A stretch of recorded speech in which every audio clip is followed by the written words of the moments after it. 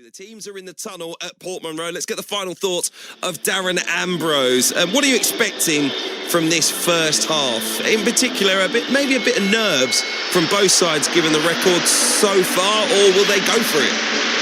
Firstly, this is probably the loudest PA system I've ever been involved in, by the way. We can hardly hear coming out of our headphones. But look, opposite us now, flames are going, the teams are on their way out. I can't see an edgy game, I really can't. No. Friday night at Portman Road, under the lights. I can see a fast start, and whoever starts the fastest will probably go on to win this. Ipswich need to start fast because they don't want this crowd to turn. Whereas Sheffield United away from home, they'll be happy with a draw to go away from this, I think, but I don't expect an edgy game whatsoever. Really intrigued to see how both sides set up, particularly Sheffield United. No Gus Harmer in the team. Will it be a really defensive night for them? Would they take a 0-0? Yes, I think they will. I really do. I think they'll take the 0-0, take a point away from Portman Road, because they know Ipswich need a win. They know Ipswich are favourites to win this division. And if they're going to do that, they need to start performing and getting 3 points as soon as possible. So yes, I think they'll take a draw. Can I see it being 0-0? Absolutely not, I can't. I see goals in this game. Maybe famous last words, but I really see a lot of goals in this. Who are your potential match winners? I think Ipswich will win. I think player-wise, which players? Yeah, sorry. I think George Hurst not needs to perform, but you know what? I'm really intrigued to seeing this Valley Egley to come on. I'm sure he will. I think Marcelino Nunes will come on and really make an impact. I can't see anything but an Ipswich win here tonight, and that's not just my head over heart, my heart over head. Of course, I can see Ipswich winning, and I can see it coming from one of those substitutions. Okay, huge night for Sheffield United as well. They've only ever started a league season with 5 straight defeats on one previous occasion, and that was 30 years ago. Will history repeat itself at Portman Road? And if it does, can Ruben Sayers survive? Ipswich also in search of their first championship win of the season. Your live and exclusive action on Talksport 2 is in the company of the former Ipswich midfielder Darren Ambrose and Talksport's Jim Proudfoot. Hugh, thank you, and a very good evening to you for a Friday under the lights at Portman Road. And it caught the eye when the fixtures came out, but 5 weeks into the season, it has plenty on it for unexpected reasons. Ipswich were the bookies' favourites to win the championship. Opta's computer simulations thought the Blades would come out on top come May. As they meet tonight, they're still yet to win a game between them in League or Cup. But it is at this stage that the season really starts to take form. The frenzied August days are behind us. That cocktail of back-to-business euphoria, speculation and frantic transfer dealings. September brings a little bit more certainty. The focus moving from who will be where to how will they do. The chance to build on or revise the season's hasty first impressions. And both of these clubs really need to do that. The last 4 days of the window, they brought in 11 players between them. A significant overhaul of personnel. They were now charged with overseeing a significant overhaul of their prospects. This is how they line up tonight. Alex Palmer in goal for Ipswich. Furlong, O'Shea, Greaves and Davis the back four. Matusua and Kayuste in midfield. McAteer, Akpom and Philogene and Hurst. Cooper in goal for Sheffield United. Godfrey, Tanganga, McGuinness and Burrows. And new look defence. O'Hare, Peck and Matos in midfield. No Harmer. Brooks, Cannon and Barry. The front three for Sheffield United. Harmer is on the Blades bench along with McCallum, Mee, Samare, Campbell, Chong, One, Sariki and Davis. And the Ipswich subs are Johnson, Kiebre, Nunez and Taylor, Schmodix, Clark, Egeli, Azon and Christian Walton is the substitute goalkeeper. Referee tonight, Farai Hallam. Ipswich blue shirts, white shorts, kicking from left to right in this first half. And defending the Bobby Robson stand, Sheffield United, red and white striped shirts with the solid red backs and black shorts were underway. Ipswich 20th, Sheffield United 24th, and bottom of the lot, Ipswich only one home win in 21 league games. Sheffield United coming here on the back of 6 straight defeats in all competitions, 5 of those this season. Not a game you want to lose. An opportunity early on for Ipswich to bring the ball forward and turn on halfway with Akpom to Philogene. Leif Davis making his way forward. Left-footed cross. Hurst tries to guide it down. falls outside the penalty area for a long-range shot, which is easily cleared. It was O'Shea that fired it in. Sheffield United will be able to get it away, helped on by Tom Cannon, and down the left-hand side. First chance for Louis Barry to attack. What an open start of the game this is. But Barry couldn't find a way past Matusua, and O'Shea mops up behind him and will clear. This is not a place for the faint-hearted tonight, Darren Ambrose. What a start this is. What a fast start for both sides as Ipswich attack once again. You said this won't be 0-0. Won't be 0-0 after 10 minutes. Ipswich coming forward again. Might not be 0-0 after 2 minutes with a right-footed shot that comes in, and Cooper can fall onto it to deny Jayden Philogene the game's opening goal. It's the proverbial basketball match. Both sides going at it, hoping to expose the weaknesses and frailties of the opposition. We've had 3 attacks already, Jim. It's only 1 minute, 25 seconds into it. And you know what? I see the first Ipswich attack, and they were so high. Jacob Greaves was the last man, probably 30 yards away from the Sheffield United goal. And that allowed Sheffield United to get in down the other end. And I love to see that. Jayden Philogene, once he picked up the ball, he attacked the left full-back, and he cut inside the right full-back, hit a shot. It was a comfortable save in the end, but what a start already. One of those games where it looks as though neither side is going to go down wondering, which is great to see for the neutral. 2 minutes in, and it's a free kick which Ipswich will take in their left-back position. Haven't won a league game here at Portman Road this year. Just 2 points in the league here on home turf this year, scoring 9 goals and conceding 31 in those 11 games. I think there is still a feeling in this part of the world as they win a free kick midway inside their own half that once that first win comes, the whole situation could turn around pretty quickly. I know there's a lot of confidence, and I have some myself. I still think that Ipswich are the team to beat in the Championship over the whole season. I do. I said it at the start of the season. They were my predicted side, not just because it was my former team. I thought they'd win the division, and it's not happened just yet. What did you say? Last win, was it Chelsea in December last year? They need to change that. They need to make this a fortress, starting with tonight. Callum O'Hare's had a good start of the game. It's a nice little layoff from him. Matos tries to make his way forward. Ipswich smuggle it back for Palmer, and the pressure was immediately applied by O'Hare. But the long clearance through the midfield is headed down by Tanganga. And here's the really impressive Siddy Peck, who on the eve of his 21st birthday captains the Blades side for the first time tonight. He has it again now. He's running towards the edge of the penalty area. Little layoff out towards the right-hand side where Ben Godfrey's cross is cleared. Godfrey back here at Portman Road. He had a frustrating loan spell here last season. Injury deprived him of too many opportunities to make an impression. Only 5 games in that loan spell, but he's back here tonight. Long ball played for by Tanganga, the £10 million arrival from Millwall. Well dealt with at the back by the Ipswich debutant Furlong. Down towards the right-hand side, another opportunity for McAteer to try and bring it away, but he's lost out. Harrison Burrows can come forward for the Blades. Back to Peck in the heart of the Sheffield United midfield. And his white boots, he's turned one way and then the other. Little layoff to Matos to his left on his debut, having signed from Chelsea. Now Harrison Burrows, the former Peterborough man. Played up the left touchline for Louis Barry. Barry, another one of the Sheffield United summer acquisitions, signed on loan from Aston Villa, still hoping for his first goal at this level in his career. And then Greaves with a back header under pressure from Cannon. It's gone wide of goalkeeper Palmer, safely wide, but out of play for a corner. It looked to be a routine touch from Greaves back to his keeper, but he got the angle all wrong, and it's out of play for a very cheap corner. Yeah, just a lack of communication. I think Jacob Greaves felt that he may have come out for it. Alex Palmer, he didn't, and then he headed it back. I think it's the last thing they needed to concede a corner after such a good start.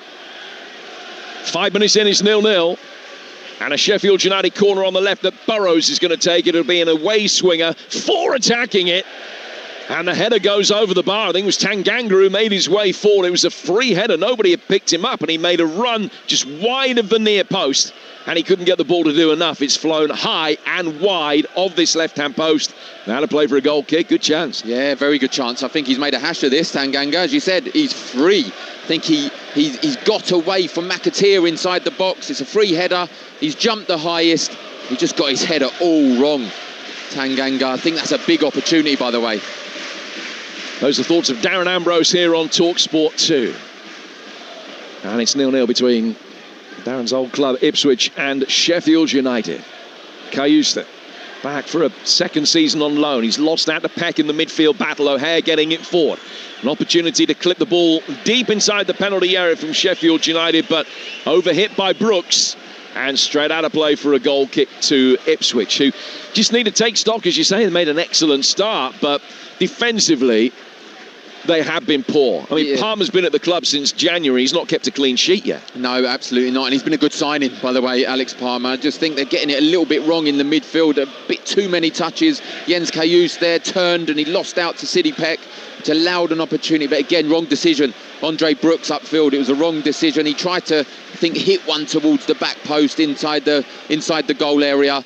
He didn't get it right at all. But they just need to settle down, Ipswich, after a good opening few minutes. Furlong playing the ball down the right-hand side, but they've lost it. It was Akpom at fault, and O'Hare plays it in. It's blocked well by O'Shea and goes out for a throw that'll be taken on the Sheffield United left. And it's been a really good response from Ruben Sayez's players over the last 3 or 4 minutes after that potentially torrid start. And they've had the best chance, and now an opportunity to launch a long throw inside the penalty area. It's Jaffet Tanganga that has come across to pick the ball up from in front of the hoardings. Stands on the blue carpeted area around the outside of the pitch and trying to get as much of a run up as he can. There isn't much of one here. Launches that long throw inside the penalty area and O'Shea heads it away. Back it comes in from Matos, and then Greaves got a kick. O'Hare has fired it wide anyway, but the whistle had gone. Greaves trying to get in there. Tom Cannon raised his right boot going for the ball, and he caught Greaves in the ribcage. Free kick to Ipswich, 0-0, 7.5 minutes of race by. Yeah, fantastic response, as you said, from Sheffield United, particularly Callum O'Hare, Sidney Peck, just getting on the ball, Ipswich allowing those two to play, making a few errors, a little bit sloppy. Ipswich in their final third, just need to settle down, but good response from Sheffield United. Furlong with a long ball forward. Hurst tried to hold it up, couldn't do so. And then Sheffield United win the free kick as Tanganga brings it away and McAteer has fallen into him. A free kick to the Blades on halfway. George Hurst leading the line, a boyhood Owls fan, playing against the Blades for the very first time. His dad did famously in that FA Cup semi-final between the two Sheffield clubs, back more than 30 years ago now, which dates us all. And then George gets the opportunity to face the Blades. Free kick taken by Burrows, but referee Hallam isn't happy. He's blown his whistle and he'll have to do it all again. And Ipswich are keeping an ultra high line here. Yeah, by the way, I think he was offside. If they'd allowed that to go, I think Louis Barry was offside, and that's what the Ipswich players are saying. You've allowed it to play it quickly. He's offside. It should be their ball. They're really high up the pitch. Yeah, 14 yards outside the penalty area for a free kick taken on halfway. In it comes now. O'Shea backpedals and heads away. Akpom tried to help it further out. Peck back into the fray, and Brooks helped it on. Ipswich clear, giving Philogene something to chase after, but Matos covered the ground quickly enough and was able to get back and find his goalkeeper, Cooper. Back out for Matos again. And his long ball forward drifts over the head of Louis Barry. And straight out of play for a throw that'll be taken on the Ipswich right-hand side. 9.5 gone. And 0-0 here on Talksport 2 at Portman Road with Jim Proudfoot and Darren Ambrose talking you through the action. Blades hoping to get their first win of the season here. It would only be their second here at Portman Road in the league in 50 years. Leif Davis getting the ball forward. Add to the yellow-booted Philogene over on the left-hand touchline. Philogene comes inside, turns it, then back past Brooks, out towards Leif Davis. Still here at Portman Road, despite plenty of summer transfer speculation. Davis with a great ball in, Hurst, and then Akpom behind him. Couldn't get the touch to steer it over the line. Hurst at the near post with a flick. And it just got slightly behind Akpom as it came through. And he couldn't adjust quickly enough just to get something on it. Any kind of decent touch there, and he couldn't have missed. Yeah, I think Hurst, he needs to get a touch on that. And I have to say, I think Cooper did. I think the Sheffield United goalie, Cooper, got a touch, just got it behind Chuba Akpom. Otherwise, he's going to head that into an empty net. We haven't seen the replay on our screens in front of us yet, but I just think Cooper got a vital touch in the last minute. Furlong taking the throw for Ipswich. That was certainly their best moment of the game so far. O'Shea going back for his goalkeeper. Palmer waited, and Cannon was putting the pressure on him all the time. He did get it away. Then Greaves with the long ball forward towards halfway. The Tanganga heads back to the edge of the Ipswich penalty area, and Akpom is put under pressure by Mark McGuinness. And it's a free kick to Ipswich. They want to take it quickly. O'Shea bending it over the top, and it's a great ball as well. Round the back of Godfrey. Here's Philogene again. Inside the penalty area. The angle's tight. Cooper got his angles right at the near post. Hands behind the ball to make the save. Well rescued, the rebound over on the far touchline by Philogene. Now it comes in from Leif Davis. And Tanganga tried to knock it out the hands of his own goalkeeper, who gave him a shot in the nick of time and was able to make the save.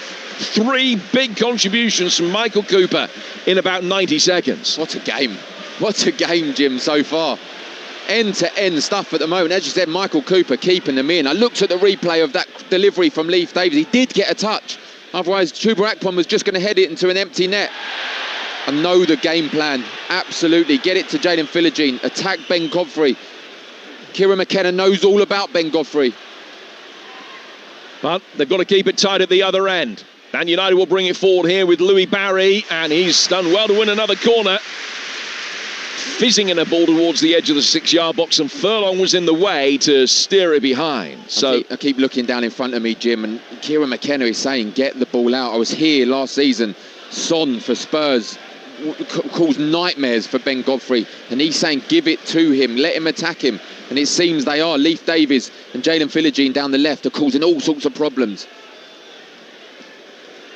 So Burrows to take this latest Sheffield United corner. 0-0, 13 gone. And another Tanganga header has gone over the bar. Another good delivery. That was a much harder chance than the one that he sent high and wide early in the game. He was off balance there. It came slightly behind him, and he had to adjust and headed on the turn as he was coming away from the edge of the 6-yard box. Nearly impossible to keep it down under those circumstances. Yeah, difficult header, that one, as you said. I mean, I think he got closer for that one than he did on his first one, to be honest. But yeah, it was an outswinger. He ended up diving backwards. Difficult chance, Tanganga. But he's a threat. He's a threat from set plays. That's 2 in a row that he's got on the end of. That would be a concern for Ipswich. The fact that he has won 2 headers. Well, the first one was a free header. That one wasn't. But he still made first contact. Goalless still. Hurst chasing a long ball through the middle. Burrows had to shuffle across, and then Tanganga did well, got his angles right to hook it clear over his shoulder on the edge of the penalty area. Ipswich come again in a deeper area with Swedish international Jens Kujist. And Peck, with a very strong sliding challenge, has managed to flick the ball off him and out of play for a Sheffield United throw. 0-0, 14 minutes gone. The only time that the Blades have ever started with 5 successive league defeats was 30 years ago, the 95-96 campaign. Really bleak start.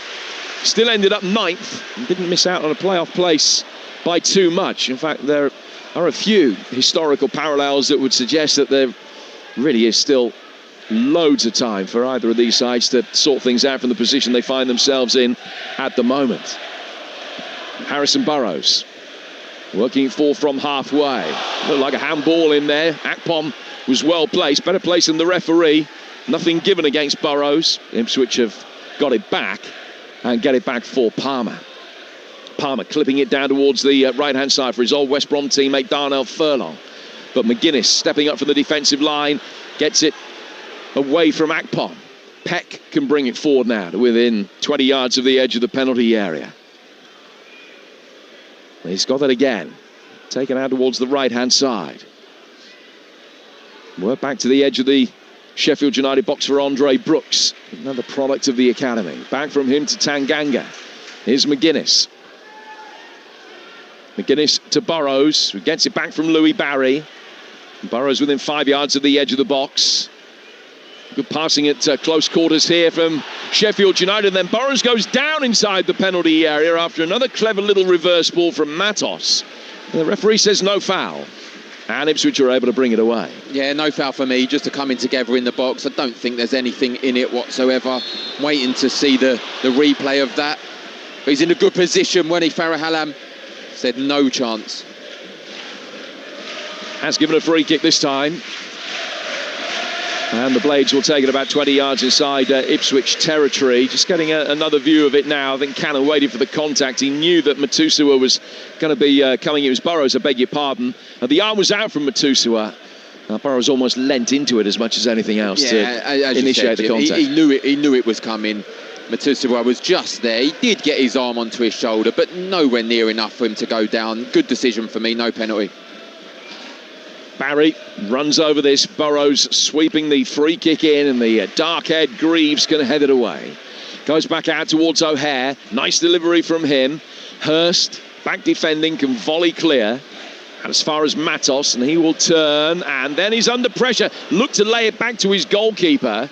Then spun and turned through the centre circle and had to slide it away before he was put under pressure. Burrows gets it in from the Sheffield United left. O'Hare heads it down. Palmer with plenty of time to watch that wide. Just took a nick on its way through though, and it's another Sheffield United corner. Yeah, it did. He's not the tallest, Callum O'Hare, is he? But he got on the end of that from a good delivery. And as he's headed it, it's his Jens Kajust, and off for a corner kick. It's a good spot from the referee.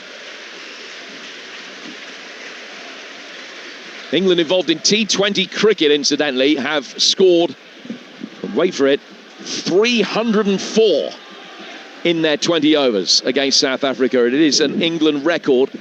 Wow. Phil Salt got 141 not out. In comes the latest corner. No Tanganga header that time. And Ipswich clear. And Sheffield United go all the way back towards Cooper. Cooper blasting a right-footed ball forward towards the edge of the penalty area, and that's headed back then by O'Hare after Furlong's initial clearance. And he's just hooked it forward and goes out of play. Yeah, updates from that T20 international at Old Trafford. Over on Talksport right now. Suffice to say, Phil Salt, 141 not out of 60 balls. The fastest century any England players ever scored in T20 history. And good contributions as well from Josh Butler, who got 83 off 30, and Harry Brook 41 not out of 21. 304 for 2 England in their 20 overs. I think they might win. That's incredible. Just extraordinary, isn't it? Incredible. Here's McGuinness at the back for Sheffield United. It's 0-0 here with 18 minutes gone. And McGuinness on his Blades debut. Not that long ago that he signed for Luton in a £10 million deal from Cardiff. And he has it again now, 5 yards outside the penalty area. He goes square for Tanganga. Matos showing for the ball in space. He has sat deeper than Harmer would have done. So it's not just a swap in terms of personnel in the midfield from Ruben Sayers, bringing Matos in to replace Harmer. So Hare is playing predominantly as a number 10, and Matos is in alongside Peck. So a slight difference in game plan. Beautiful turn in the midfield by Kajust, and then a great ball down the right-hand side as well. Here's Casey McAteer inside the Blades penalty area, and Cooper denies him, diving to his right-hand side to beat the cross-come shot away. Blades then clear with Brooks, just getting it out of harm's way, and back into Ipswich territory. It's a good save again, Michael Cooper from Sheffield United. This time McAteer gets in behind. It's a good ball. I think it's Jens Kajust. Plays a lovely ball in between the fullback and the centre half. He gets there. He could deliver it early. George Hurst is making a run. Decides not to. It's a great strike from an angle. It's a tight angle. He shouldn't really get beaten from there, Michael Cooper. And he didn't. He got a strong hand to it and pushed it to safety. Matos on halfway has slid in and worked the ball back towards the edge of his own penalty area. Philogene is first to it and scores. It's a horrible moment in the midfield for Alex Matos, the player brought in to replace Gus Harmer. He sliced it back towards the edge of his own penalty area. And from there, as soon as Philogene got there first, the writing was on the wall. racing towards the edge of the box, tucking it onto his right foot and firing it low past Cooper to give Ipswich the lead. Let's talk about the goal first and foremost. Jayden Philogene, absolutely excellent. You've got to feel for Matos. He's tried to intercept a square ball and it's come off him and gone 60 yards, 50, 60 yards over to Jayden Philogene, puts him in. I said, can you attack Ben Godfrey? Leif Davies with an outstanding run on the outside allowed Jayden Philogene to come in. The goal opened up, and this time Michael Cooper could do nothing about the finish. Absolutely brilliant finish, slid it into the far corner. But like I said, you've got to feel for Matos. No way did he expect it to rebound off his foot, go 50 yards in front of Jayden Philogene. But he done the rest. Fantastic finish. And it was coming, Jim, it was coming. Yeah, the goal on 20 minutes, I suppose the only surprise, and this is down to the way that Sheffield United have attacked as well, was that it took as long as that for the deadlock to be broken. And the Blades have been enterprising, pushing forward, but they've looked porous defensively, and they've conceded first again. The ball is over on the Ipswich left with Leif Davis. Blades have to make sure one doesn't become two here. That cross from Davis travelled a long way, went in behind Hurst though, through the penalty area and out of play for a Sheffield United throw. I just want to talk about the part again, once again, that Leif Davis played in that goal. As a wide player myself, when you get the ball and you're attacking the fullback, all you need is an outside overlap, and it attracts the fullback to Leif Davis, who was making the overlap, which allowed Jayden Philogene to cut in, have that little bit extra space. The part that Leif Davis played in that, who, by the way, has started this game fantastically well down the left-hand side, both of Jayden Philogene and Leif Davis, is causing all sorts of problems. Well, we're midway through the first half. It has been fast, frantic and frenetic, and it's Ipswich that lead with that Jayden Philogene goal. Beautifully taken, his first of the season. And is it going to be the platform for Ipswich's first league win here at Portman Road in 2025? Sheffield United now in the position, chasing the game again. Haven't had a shot on target today. In fact, they still haven't had a single shot on target away from home in the league this season. It's difficult for them, isn't it? There's travelling support as well. There's a lot of them over there, long way to go on a Friday evening. And could they be leaving disappointed once again? Matusua in strongly, but Pecker's won it back. Now he goes out towards Louis Barry. Barry with a high ball hanging inside the penalty area. Brooks there to attack it. Couldn't do so, but the second's won by Burrows on the edge of the Ipswich box as the Blades look for a near instant response. And then Burrows just trying to play a ball round the corner for Matos. But it was well defended by Matusua. He just stood there. He didn't allow Matos to make the run. And the ball goes straight out of play for a goal kick that Alex Palmer will take. 23 minutes in, and it's 1-0 to Ipswich. More live football for you tomorrow from the Championship here on Talksport 2. A double bill, Oxford-Leicester at 12:30, followed by Stoke-Birmingham at 3. And then Premier League action, 2 games from the Premier League tomorrow over on Talksport.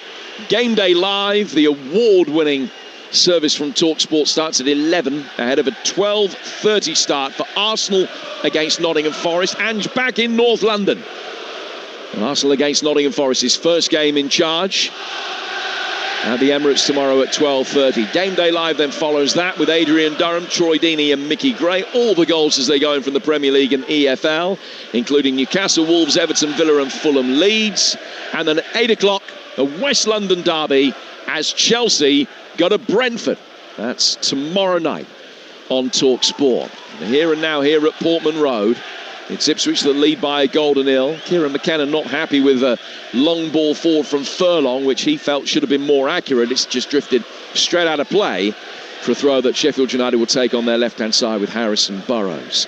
4 shots on target for Ipswich after a very impressive opening 25 minutes, and they lead 1-0. Yeah, really good, really good. But more impressive is I asked Alex Jones, didn't I, at the start, the Ipswich reporter, how Marcelino Núñez, what the response would be.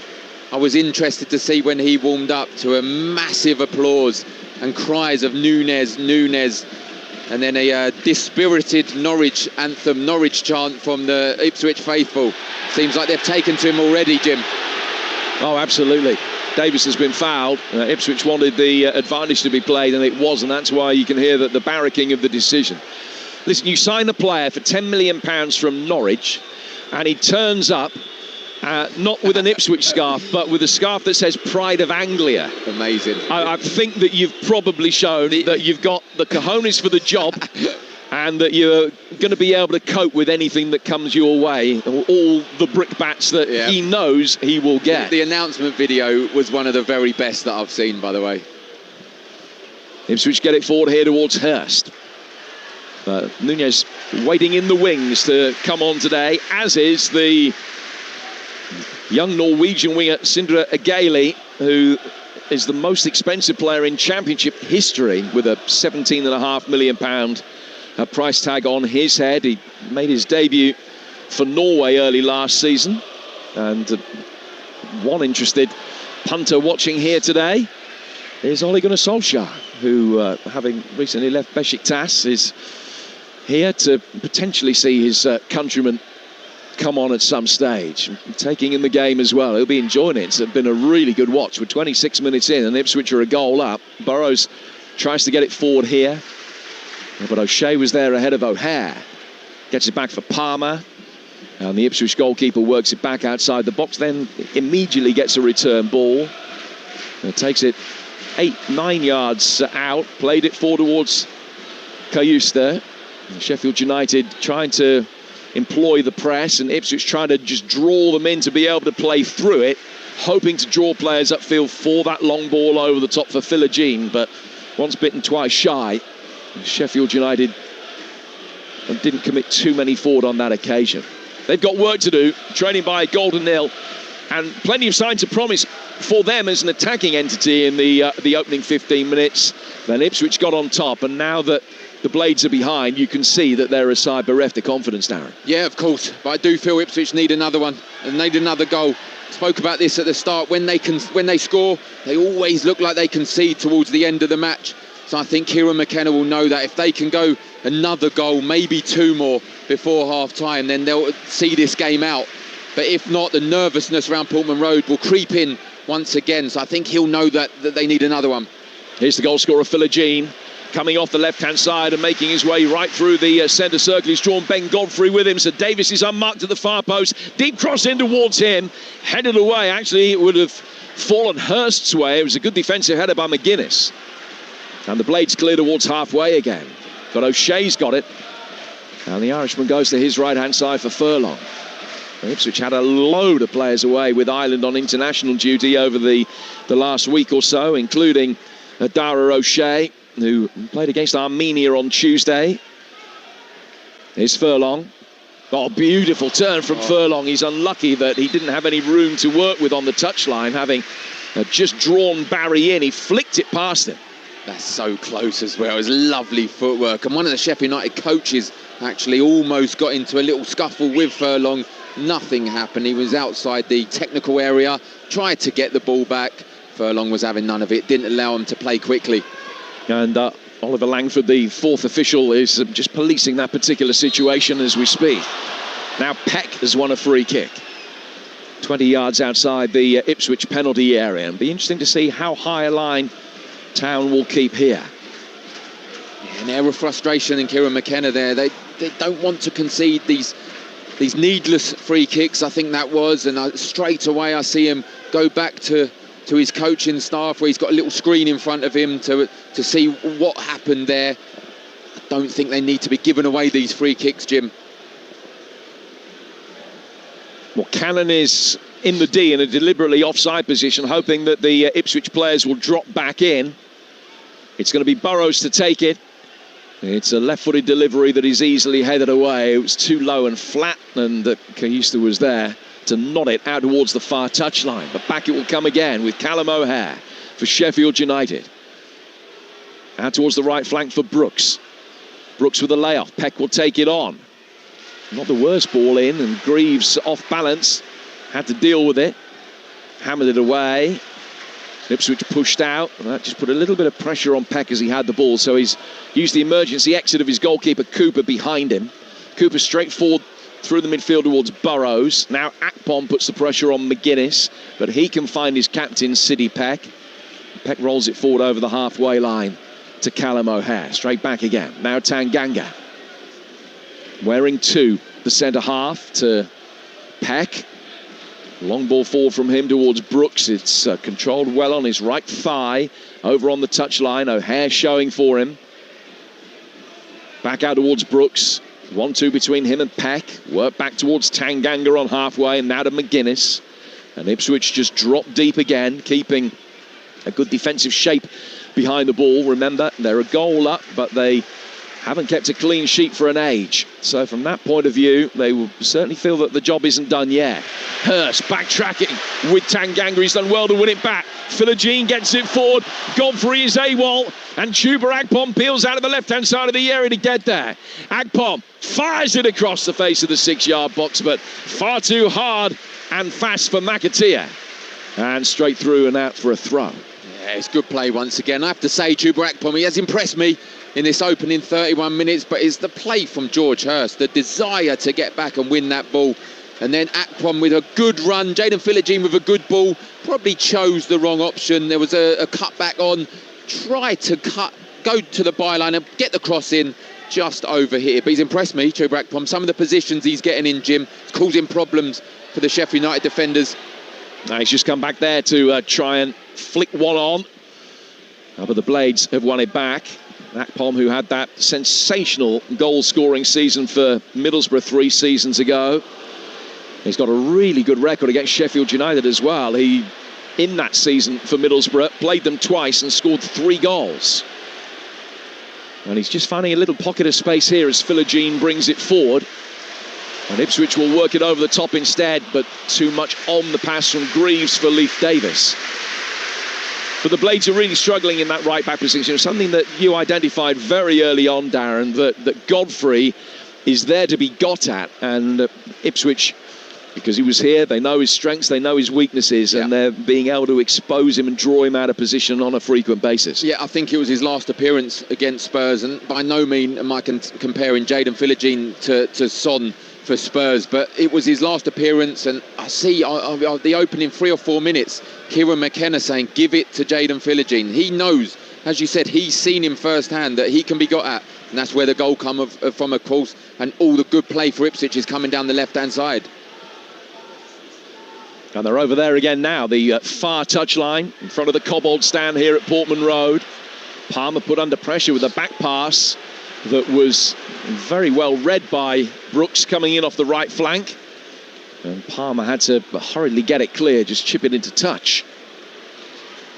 Sheffield United take the throw, lose possession, win it back in the blink of an eye. Peck goes back for Tanganga. Tanganga deeper through the centre circle for the tall, fair-haired McGuinness, and now Burrows playing it forward, working it into the feet of Tom Cannon. And back out towards Burrows, who's fouled by McAteer, and referee Hallam's going to call him over.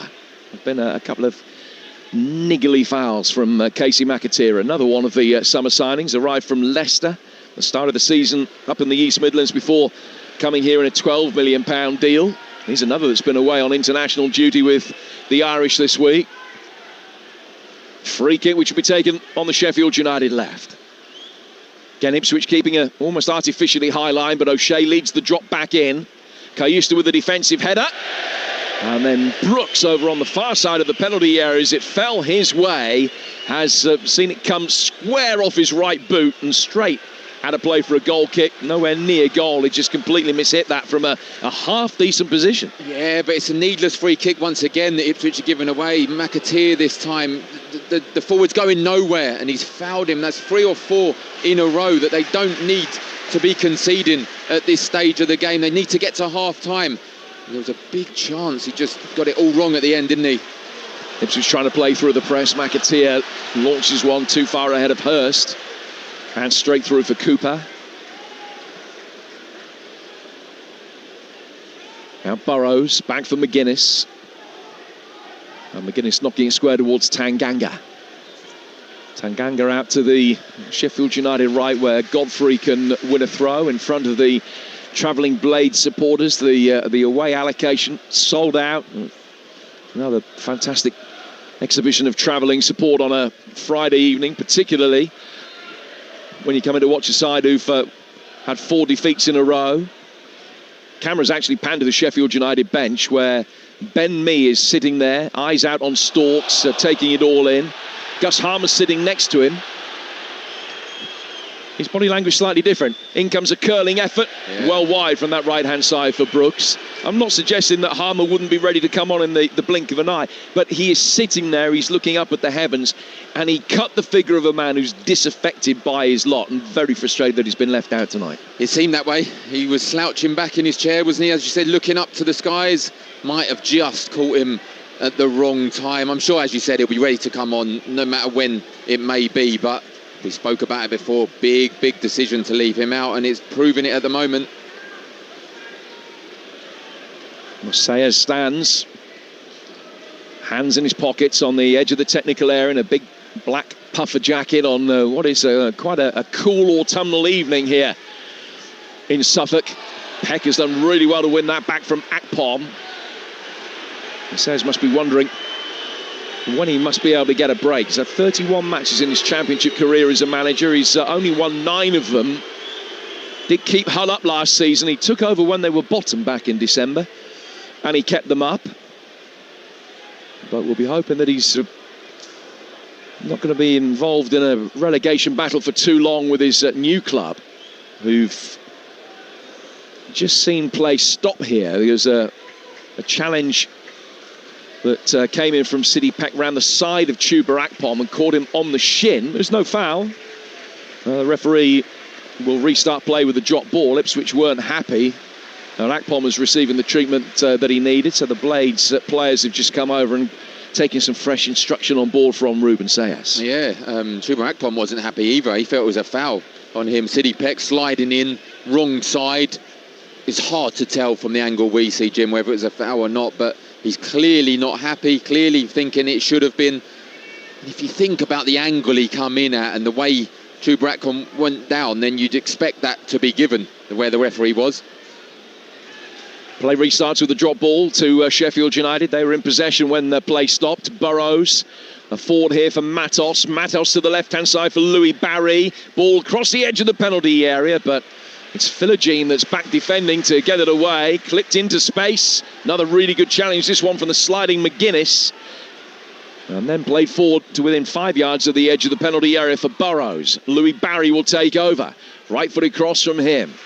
Easy header away from O'Shea. Back in from Tanganga. First time ball in from Burrows, but he sliced the cross behind Palmer's goal and straight out for a goal kick. 38 gone, 1-0 to Ipswich. Just they're trying to force it at the moment, Sheffield United, aren't they? I'm looking about 3 or 4 times. They've had the ball, City Peck, Callum O'Hare from around 20 yards out. Defence are not really shutting them down. Sometimes you just got to put your foot through it, get a shot on goal. But they're not. They're trying to go wide, getting the cross in. And as soon as the crosses come in, the Ipswich defenders are going to eat them up all day long. And we are 220 minutes into Sheffield United's away campaign, and still they haven't had a shot on target yet. Here's Akpom trying to get away from Peck, driving through the midfield. Peck's pressure good enough to force a hurried ball to be played inaccurately. And then the Blades clear from the edge of their own box with Tanganga, but he was fouled by Hurst.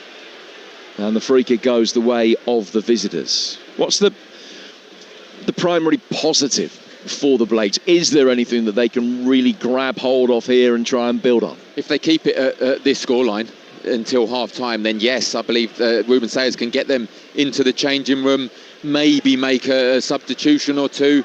But they just need to try something different, Jim. They keep, as I said, going wide, getting crosses in, and Greaves and O'Shea are just eating them up all day, heading them clear, and Ipswich are getting the second ball. So they need to do something different other than just get it wide and get the crosses in. Sometimes just put your foot through it from 20 yards and see what happens. Might get a ricochet, might get a corner, a set play. You can't just keep doing the same thing all the time. Well, so far this season, they've scored only the one league goal, which was Tyrese Campbell against Bristol City back on the opening weekend of the season. The XG, though, actually more promising, depending how you look at it, suggests that they should have had 5. So that shows that a lack of a clinical edge in front of goal, but the positive is that at least they are creating chances by and large. Haven't really created too many today.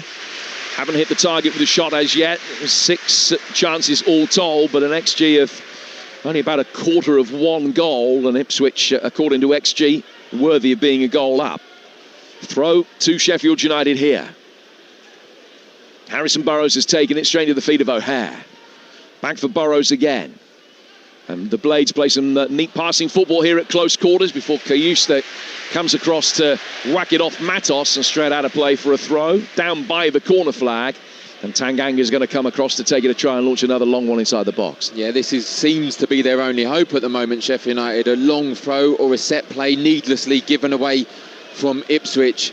But the defence from Ipswich at the moment, as I said, just clearing everything. It's been good defending, but they need to get to half-time at 1-0. Throw inside the penalty area. McGuinness came to meet it, and as he did so, he's pushed one of the Ipswich players, Furlong, to the ground.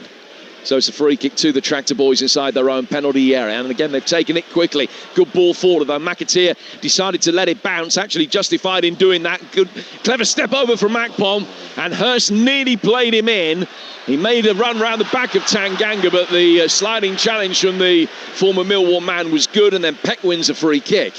And the Blades survive. That's so unlucky, that, Jim. You talk a third man running. It's exactly it. McAteer gets down the right-hand side, tries to actually play Chuba Akpom. He dummies it to George Hurst, carries on his run. George Hurst tries to feed him in. It's great defending, last-ditch defending from Tanganga. If he didn't get there, he's in on goal for a 1-on-1. Yeah, Tanganga's had a good game. But the heart of that defence alongside McGuinness. He's got it again now, drives it forward. It's an unorthodox piece of defending from O'Shea, but he got it away.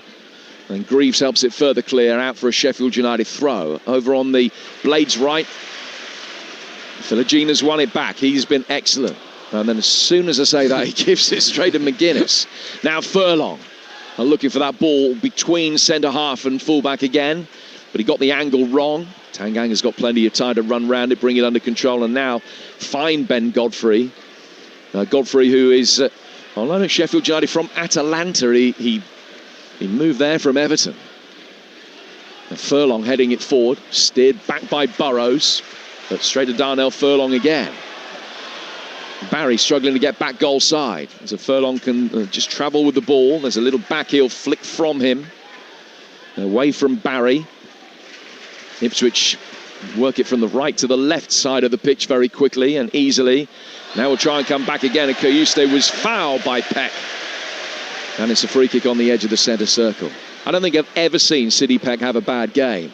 I think that he has, when you bear in mind, he'd hardly played this time last year. I think he's matured so quickly. Yeah.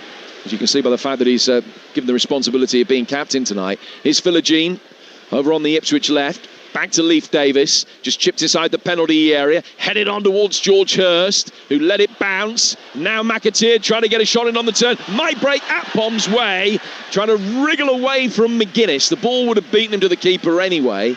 Went to ground, no real appeals that it should have been a penalty. And as Sheffield United bring it forward, they can find space in midfield with O'Hare, who's got the better of Matusua. And he's got Barry making a run to his left, but he just put it straight onto Furlong's right foot. And Ipswich can clear. And the game's becoming stretched again. Here's Kayuste. Back out towards Philogene. Big buzz of expectation every time he gets it. Godfrey isn't going out there anymore. He's letting Brooks do that. Now he'll step up and try and stop him. And a left-footed shot comes in from the edge of the area from McAteer. And that's comfortably saved by Cooper. 1-0. Yeah, there's a lot happened there, Jim. When it both attacked without really a lot happening. And then it ended with McAteer with a timid shot. And Cooper held onto it well. I mean, there's a theatrical fall from Chuba Akpom in the box a couple of minutes ago. Definitely no penalty. Again, Jaden Philogene causing problems down the left-hand side. But then, again, another free kick is given away cheaply by Ipswich. And Sheffield United take it quickly. We're about to go into first half stoppage time. 1 or 2, can't see it being any more than that. Fourth official Oliver Langford indicates, sure enough, that it is only just 1 additional minute that's prescribed at the end of this first half. Here on Talksport 2, where Ipswich and Sheffield United both looking for their first win of the season, but it's the Tractor Boys who are on top in first half stoppage time. It will be their first win in 14 games in all competitions. And their first win at Portman Road since they beat Bristol Rovers in an FA Cup tie here back in January. Ball out for a Sheffield United throw. Tanganga with the ball in his hand. So one last opportunity for the Blades to get themselves back on level terms before the break. They've flooded the penalty area, and that, I think it's fair to say, is going to be the worst long throw that you see all season. It didn't make halfway to the edge of the penalty area. I shouldn't laugh. How's that not a foul throw, though, Jim, by the way? He slipped out of his hands. It's like a top. It's like a top spinner from a bowler. The deliberate slow one. That's amazing. It's half time and it's 1-0 to Ipswich. And Tanganga, I think, will have a little grin about that as he makes his way off the field. He did actually find a teammate in McGuinness, but there was no time for him to do anything with it. Ipswich trotting down the tunnel away to our right-hand side at the corner of this ground, and they'll be well pleased with their efforts so far. Deservedly ahead after that 20th minute goal from Jaden Philogene. Half-time at Portman Road. Ipswich 1, Sheffield United 0. Hugh? So Ipswich halfway to their first win of the championship season. Their fans clearly the happier. It's actually turned into a far more even game than the one we got in the early exchanges, Darren. Ipswich straight out of the traps. What did you make of their start? Really good, really good. As expected, I thought they were worthy of the lead. I thought they could have got in the lead a little bit earlier in the game. But then it was a good response from Sheffield United after the opening 5 or 6 minutes. They ended up having some attacks of their own. But then the goal came, and I think the goal came at the right time for Ipswich. And I think they deserved it. I think it's been a really good game, actually. As you said, it's been a lot tighter than even I envisaged at the moment. I think this is going to open up in the second half either way. Yeah, it looks like it will. I've been kind of impressed by Sheffield United, I have to say, just in terms of the performance they've put in so far, particularly reaction to going a goal behind. It hasn't looked like a club in the levels of turmoil that we discussed pre-match.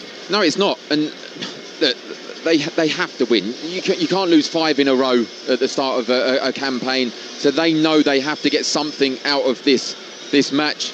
I mean, they're going to lose 5 in a row if it carries on like this in terms of the scoreline. It's unacceptable at the moment for Sheffield United, but I agree with you, Hugh. I think it's been a good performance from them, in all honesty. They have reacted well. They've responded well to going a goal down. They've responded well to the opening 5 or 6 minutes of Ipswich's fast start. They're just a little bit too predictable in front of goal, and I think that Ruben Sayers needs to get them in at half-time and try and come up with a plan B, as opposed to, as I said during commentary, just delivering balls from any angle that the Ipswich defenders are just eating up. They're not, if you like, defensively dynamic enough. That's one thing I'd say about them. They brought in some new faces, of course, during the summer. One of those was Ben Godfrey, who did his absolute best to try and stop Jaden Philogene. But a little overlap from Leif Davis caused a pause in his thought, and that allowed Philogene, who'd gathered an intercept from Alex Matos that travelled, 35, 40 yards across the pitch, made no mistake with the finish. What did you make of the goal? I mean, it was a unique interception, wasn't it, from Matos, and I feel for him, because by no means did he feel, once he slid back and tried to block the crossfield pass, that it's going to end up 40 yards in front of Jaden Philogene. But I think the rest was down to him and Leif Davis. And as you said, you've got to take nothing away from the part that Leif Davis had in this. And for a wide player myself, I know exactly the run he's made. And we've got the joys of having the screen in front of us, the replays. And it just paused Ben Godfrey in a couple of milliseconds, which allowed Jaden Philogene that opportunity to cut inside, get that 1-2 yards of space, but take nothing away from the finish. Michael Cooper's had a good game in the Sheffield United goal, had no chance for this. Perfect placement into the far corner. I thought it was an outstanding goal in terms of collecting the mistake from Matos, but the rest was down to Philogene and Leif Davis.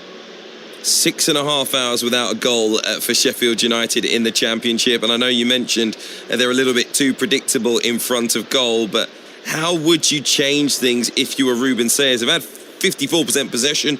They've had 5 shots, none of those on target. Compare that to 8 shots for Ipswich, 5 shots on target. You know, if that pattern continues, clearly they will go further behind. How do you arrest that in terms of the attacking players who clearly don't have much confidence right now? Well, none of them are shooting, Hugh. I said this during commentary about 10 minutes before half-time. There was literally 3 or 4 opportunities around 20 yards. I think Callum O'Hare, Sidney Peck, both players played particularly well in that half, but I'm looking, they're 20 yards out. They've got an opportunity to get the shot on. The defenders are not really shutting them down because they know that they're just going to turn out and get it wide to either the left fullback or the right fullback to deliver across. And the Ipswich defenders are just going to head that clear. Greaves and O'Shea, they'll love that all game long. They'll just head that clear. I just feel once, you know, take the opportunity. If the opportunity arises, just put your foot through it, because you never know what can happen. You can take a deflection, it can go in. You can take a deflection, go wide, create an opportunity from a corner. Because that's all they're relying on at the moment, is those needless fouls being given away from Ipswich. They're delivering it into the box, and the Ipswich defenders are just heading it clear. It's a little bit too predictable. I would just say, and look, you know me, that's what I was like, that's what I was about. Just put your foot through it from 20 yards. You never know what can happen.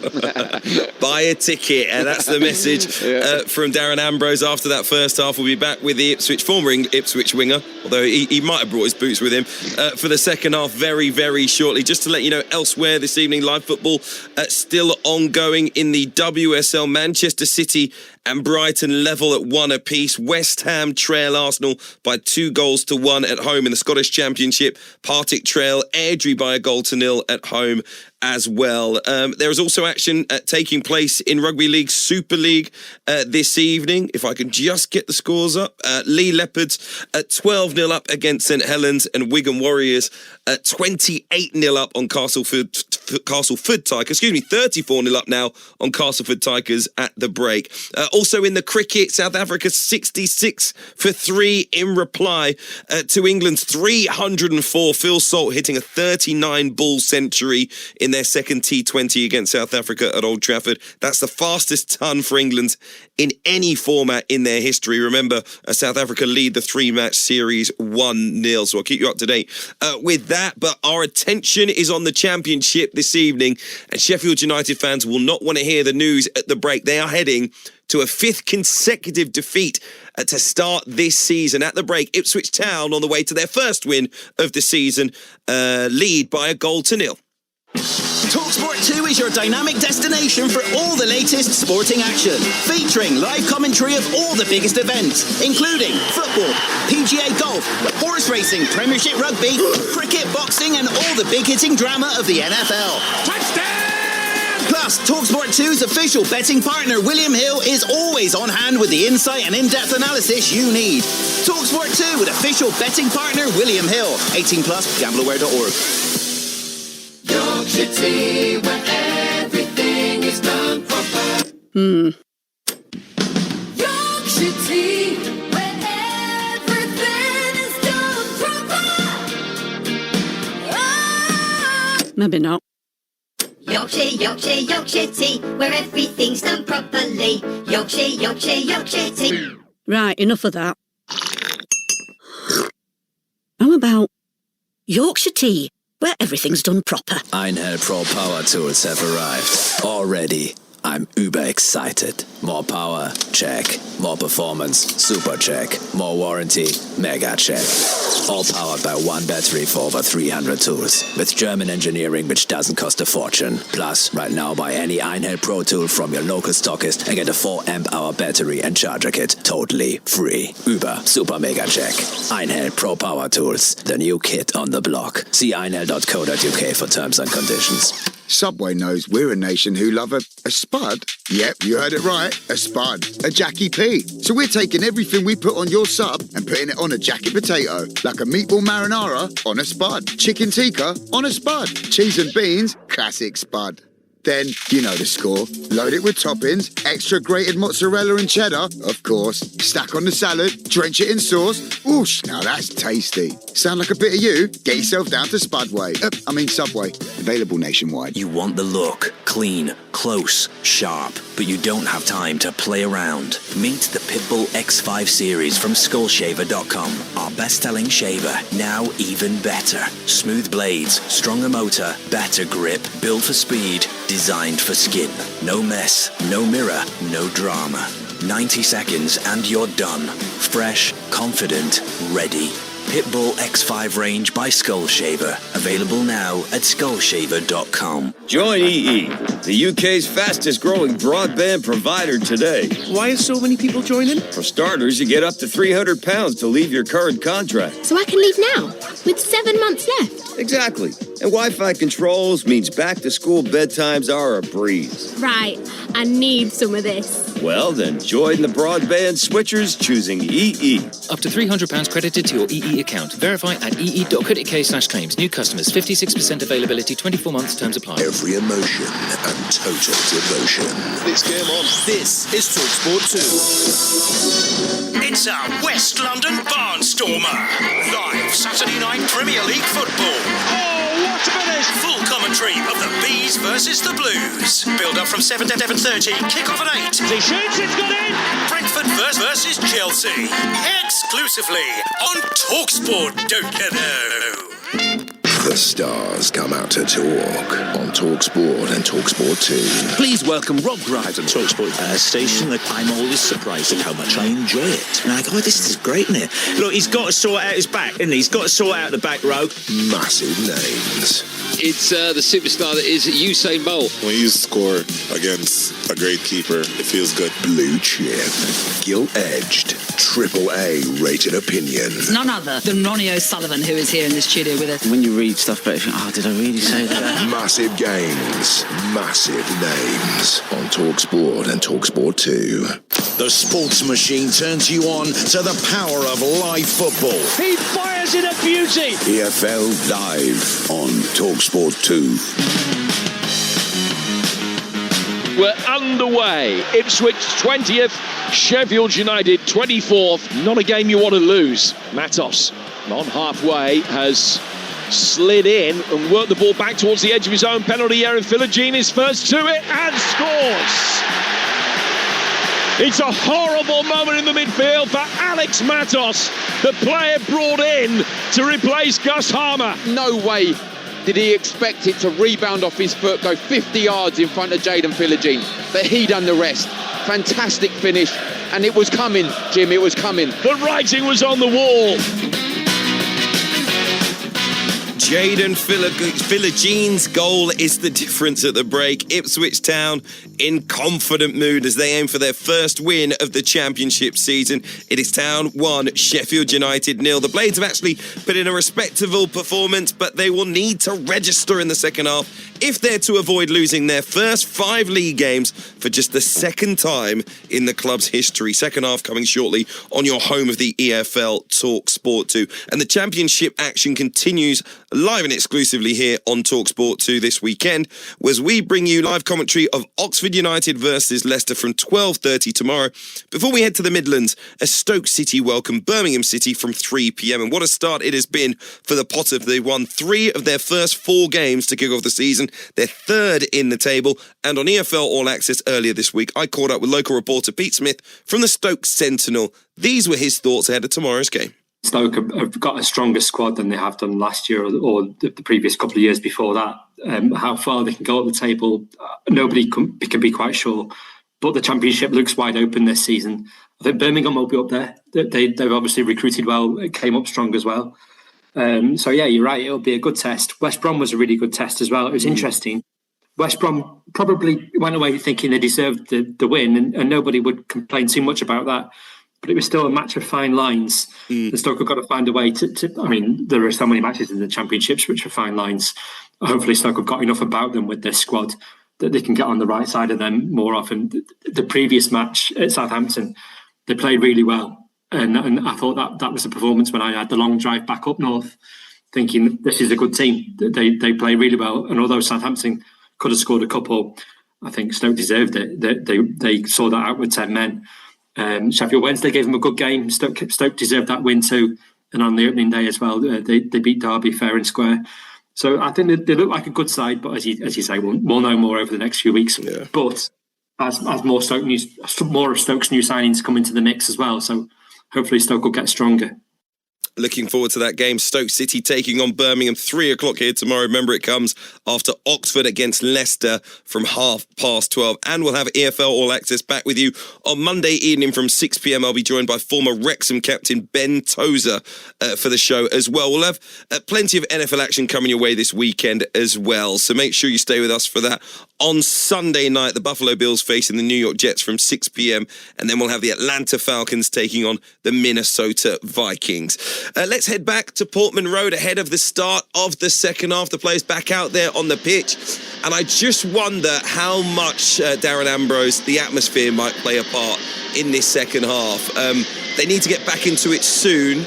Otherwise, those Blades fans may well begin to turn once again. Yeah, of course. And if they concede Ipswich early on in the second half, then maybe the atmosphere will die down in terms of the Ipswich support as well. So it's all about the start in this second half. OK, players back out there. Let's rejoin Darren Ambrose, who's alongside Talksport's Jim Proudfoot. Hugh, thank you. And no changes at half-time. Sammy Schmodix went in for quite a vigorous warm-up during the interval, but he hasn't come on at the start of this second half. Maybe there's just a few concerns about Akpom, but they're at least giving him the first few minutes of the second half to see if he can run off that knock that he picked up from a challenge from City Peck. So we are back underway. Ipswich blue shirts, wide shorts. They're kicking from right to left. That's towards the Bobby Robson stand here. The two-tier affair away to our left-hand side. And they're defending the Sir Alf Ramsey end of Portman Road. Sheffield United red and white striped shirts, black shorts in possession. Ben Godfrey finding Tom Cannon. Back from Peck to McGuinness. And out to Burrows on the United left. Worked forward into the feet of O'Hare. Burrows can come forward again. McAteer in there trying to win it back. And it's a fast and frantic start to this second half, as it was to the first. Not quite as open as it was from the very start of the game. But still a really good tempo about it. And Sheffield United win a throw, which Burrows has taken quickly. O'Hare tried to take it on, couldn't get past O'Shea. Matusua looking for Kayuste in the heart of the midfield. McGuinness wins it back away from Akpom. But neither side can get the ball into feet. It's not sticking with anybody at the moment. So many turnovers of possession in the opening 90 seconds of this second half. The Blades have it now. O'Hare. And it's wide of the left-hand post with a low effort that Palmer had plenty of time to judge. And he dived inside it. Goes out of play for a goal kick. Darren Ambrose alongside me. 1-0 to Ipswich. A couple of minutes into the second half here on Talksport 2. Much better from Sheffield United. Callum O'Hare gets the ball 20 yards out. It opens up. He hits a shot. It's weak. It's tame. But it's a shot at goal. It's something different. It's not going wide. It's not coming back into the box. It's not getting headed clear. I have to say, though, Chuba Akpom come out straight to Farah Hallam, the referee. I still don't think he was happy about the challenge just before half-time. And as you said, Sammy Schmodix going for a vigorous warm-up at half-time. Maybe there's some concerns over that challenge, but he weren't happy once again. Davis plays it back for Greaves, and he'll find Palmer. Takes a touch, put under immediate pressure by Cannon, and then Matusua thought that he'd sold Greaves short.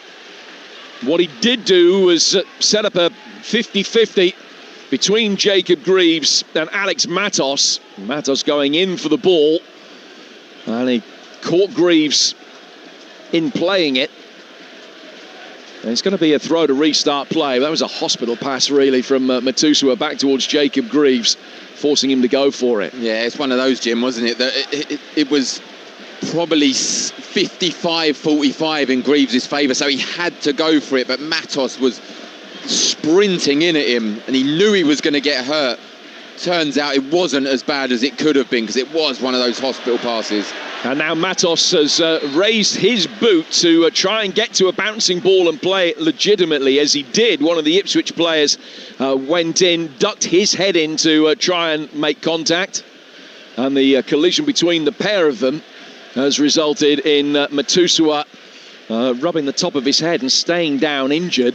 And there was an angry reaction from Matos, who leant over the Ipswich number 5 and told him that he thought he was milking it.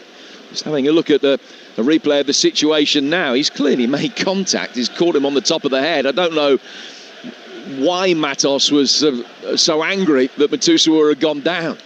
It's probably the two in quick succession from Matos, Jacob Greaves, which it wasn't a foul. It was a 45 in terms of Jacob Greaves, and then that, which clearly kicked him in the top of the head. He would have known that he connected with his head, so I don't understand the reaction from Matos. Maybe a little bit of frustration that Sheffield United are not back in this game, and this has just settled Ipswich down in this half, allowing them to just take a breather. Now Ipswich lining up, Palmer in goal, Furlong, O'Shea, Greaves and Davis, Matusua and Kayust, McAteer, Akpom and Philogene, and Hurst. Sheffield United have Cooper in goal, Godfrey, Tanganga, McGuinness and Burrows, O'Hare in front of Peck and Matos, and then Brooks and Barry wide, and Cannon through the middle, and Harmer still waiting on the bench to be called upon if necessary. I think the Blades fans would tell you it is necessary, but we haven't seen him yet. Matusua was back on after receiving that treatment. O'Hare plays the ball out to Harrison Burrows, the Sheffield United left back, and now Peck has it and can turn in the midfield. Just brings the ball to a standstill for a moment. Works it behind square for Matos. Matos to Peck and then back for McGuinness. He's on the edge of the centre circle. And the ball is played to the left-hand side for Alex Matos. 5 minutes of the second half, and Sheffield United have been the better team since the resumption. Nothing to show for it as yet. Ipswich have hardly been able to string two passes together in Sheffield United territory, but they might be able to now. Philogene trying to open up the angle on the edge of the area for a right-footed shot. Oh! Stunning! Absolutely magnificent. You thought the first goal was good, the second one is even better. He's picked up the ball, run across the edge of the penalty area, and there was just a moment's hesitation from one of the Sheffield United defenders. That allowed Philogene to knock it on another couple of feet, and he has corkscrewed a right-footed shot into the bottom left-hand corner past Cooper. Ipswich 2, Sheffield United 0 with their first attack of the second half. The Tractor Boys have doubled their lead. Wow, what a goal, Jim, what a goal. And once again, Jayden Philogene gets the ball. It's an underlap this time from Leif Davies. He cuts inside Godfrey, and he clashes. Godfrey clashes in the middle with Matos, which allowed that it opens him up, and instead of hitting the far corner, he hits an unstoppable strike into the near post. And I'm just seeing the replay. Ben Godfrey, he's got him, but Matos comes back, tries to come back through his side, bumps into Godfrey, opens the goal up for Jayden Philogene. Hits an amazing strike into the near post this time, and he's on the hat-trick. What a game. When it's your game, Jim. Well, he scored twice at Manchester United last season, Jayden Philogene. He came into tonight having only ever scored 3 for Ipswich, but he is on a hat-trick. Sheffield United looking for a response. Peck tried to play it out towards the right-hand side for Brooks, couldn't find him. Ipswich, they've got big gaps to try and hit. Sheffield United's defensive line was really high. They had players running from in their own half, Ipswich, who would have been onside. And the Blades knew that they had to take matters into their own hands there. They've given a free kick away. It was a cynical challenge just to stop the pass being played by Jens Kayuste. And had that pass been played, it could have been 3 against 1. Yeah, it was a foot race. If he allowed to play him that pass, it would have been a foot race. Juga Akpom and Mark McGuinness. And I think Akpom would have had him 4 pace going through. But it's Matos again, and I think that's what the Ipswich players are saying. Matos has 3 fouls in a row. Where's the yellow card? That's what they're saying. But it's a good foul to give away. Now here's Akpom making his way forward, and that will be a yellow card for McGuinness. And Akpom tried to turn, and McGuinness has clipped him. So Mark McGuinness, the first player to have his name taken tonight. Ipswich 2, Sheffield United 0. Just 1 win in 7 months, which came at Bournemouth back in April. Only 10 points from the last 69 available for Ipswich Town. But the Tractor Boys believe now that this will be their night. Their first league win here at Portman Road of 2025 is getting ever closer. Thanks to Jaden Philogene. 2 goals from him. Leif Davis clipping in inside the penalty area. Akpom, the angle was really tight as he waved his left foot at it. It's actually hit Tanganga last and got out of play for Ipswich's first corner of the evening, Dan. Yeah, he's done really well, Juba Akpom. He's getting in some great positions. Really impressed me tonight at Portman Road. And as the balls come in, I think he's done well to not hit it with his left foot and allow it to spin and hit Tanganga and go off for a corner. And they have to make some. If they score now, then it's game over. Philogene will take the corner. Nearly everybody forward apart from Matusua. It's in deep towards the far post, headed back across the edge of the 6-yard box. McGuinness did well with an initial defensive header, and then the Blades can smuggle it behind via an Ipswich touch and out of play for a goal kick. I think it was Casey McAteer that it hit last. There's another Ipswich player down. It's Kayusta inside the 6-yard box, and he's going to need a little bit of treatment, and that will give Ruben Sayers a time just to gather his thoughts. Is it time now to bring Harmer on? Does he have to change things? Because the second Ipswich goal did come at the end of probably the Blades' best spell of pressure of the game. Yeah, it was. It was a good start to this second half from Sheffield United. But I think that the start of Homer should have started the game, and it's easy to say it now. We have all said this early on in the show. I think he should have started, and it's looking like it's an error. So I think the Sheffield United fans will be hoping that he makes a change soon, because he needs an opportunity. He needs long enough to try and change this game and turn it into Sheffield United's favour. Because, as we said, they just don't score one goal all season. They don't score enough, and if it continues like this, Ipswich going to see this game out comfortably. 401 minutes they've played since they last scored a league goal, and that was that Tyrese Campbell goal against Bristol City. They have now failed to score with each of their last 54 shots. Haven't had one on target tonight, still haven't had one on target away from home in the Championship all season. McGuinness plays the ball out to the Sheffield United left. Kayusta's okay. And play continues with Peck going back for Tanganga. 2-0 to Ipswich, with Jaden Philogene scoring after 20 minutes and then 6 minutes into this second half as well. Little shove from Leif Davis on Andre Brooks once the pass had been played by the Sheffield United man. O'Hare trying to get round the back of O'Shea, but it's cleared past him. Out of play for a throw. Sheffield United have taken it quickly. Burrows going back. Here's Mark McGuinness. McGuinness to Peck. Peck turning on the edge of the centre circle. Down for Tanganga. Tanganga taking it on. Pushed to the ground by Hurst. The referee just took a couple of steps towards Hurst there and looked as though he was going to reach for his pocket. He hasn't done so. It's an Ipswich free kick. A Blades free kick, I beg your pardon. But nearer halfway. And so the ball has been just kicked back in that direction by Philogene. Burrows runs round and will take this. Ipswich again, keeping this high line, 15 yards or so outside their penalty area. Then they drop back in. Burrows has actually teased it in short, hoping for a flick on. It's really well defended by McAteer, letting the ball bounce to deceive Louis Barry, and he can then clear towards halfway. McGuinness backpedaling with a good cushioned defensive header, finds O'Hare. Now Peck. Peck into the feet of O'Hare and quickly play back through the midfield. Goes out towards Burrows. Burrows to Peck. Kayusta is in there to try and win it back. O'Hare steering it forward again.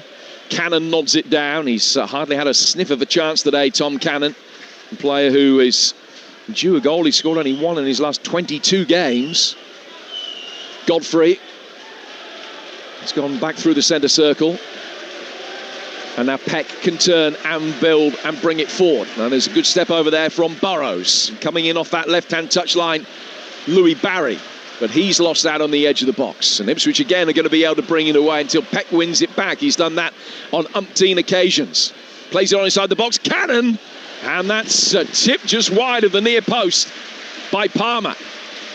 It was well struck by Tommy Cannon, letting the ball roll across his body, and he unleashed a left-footed drive that Palmer was equal to. Yeah, first opportunity, first real touch of the game really from Cannon. And I thought it's creeping in. I didn't think Palmer got enough on it, but he did. It's a strong arm, put it wide for a corner. Corner which is taken on the Sheffield United left and headed by Hurst towards the edge of the penalty area.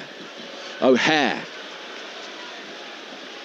It's a bouncing ball out towards the Blades left-hand side. Burrows back for O'Hare. Another good step over. Barry trying to improvise on the edge of the box. Blades work it down towards Brooks. He's clipped it in when perhaps he might have had a go himself there. And now he's got to backpedal really quickly as it looks as though Ipswich are going to be able to bring it away. Akpom's put the pressure on, but Brooks can just play a long-range 1-2 with his goalkeeper Cooper and then turn and get it forward again down towards Ben Godfrey. Played an hour, and it's 2-0 to Ipswich. They're good value for it with those two Jayden Philogene goals. But Sheffield United have had more possession in the second half. They've looked a little bit sharper, albeit that they're still not really creating too many clear-cut opportunities. And as they launch it forward here towards O'Hare, is always likely to be beaten in the air by Furlong. And Furlong steered a header wide enough of Palmer's goal that he could run safely to the ball and make a comfortable stop. 60 played, 2-0. It must be said, they don't look like a bottom of the league side, Sheffield United. They have been good value tonight. It's been a good game of football. Just a couple of moments of excellence. And now Hurst trying to get in. And he might. The angle is tight. He makes his way back. Oh, he's gone straight through the legs of Cooper for 3-0. More than an element of luck about that one. But George Hurst won't care. The Tractor Boys are harvesting their first victory of the season. Cooper looks ashen-faced, off balance, falling back, and in trying to stop Hurst's effort, it's just gone between his legs and in. Also eminently preventable with a long ball forward from Palmer. Hurst going up for it with Tanganga. It took a defensive touch, found its way through, and then flicked off Burrows towards the edge of the box. Cooper came out, got himself stranded, but just when it looked as though he got back in position, he couldn't deal with a tame, innocuous shot to his near post. And Hurst on the score sheet to make it 3. Once again, Burrows deflected, landed in front of George Hurst. It was weak defending, weak goalkeeping, and Michael Cooper's had such a good game. He had a great first half, but what did I say at half-time in terms of Sheffield United? If you don't score, if you don't shoot, you don't score.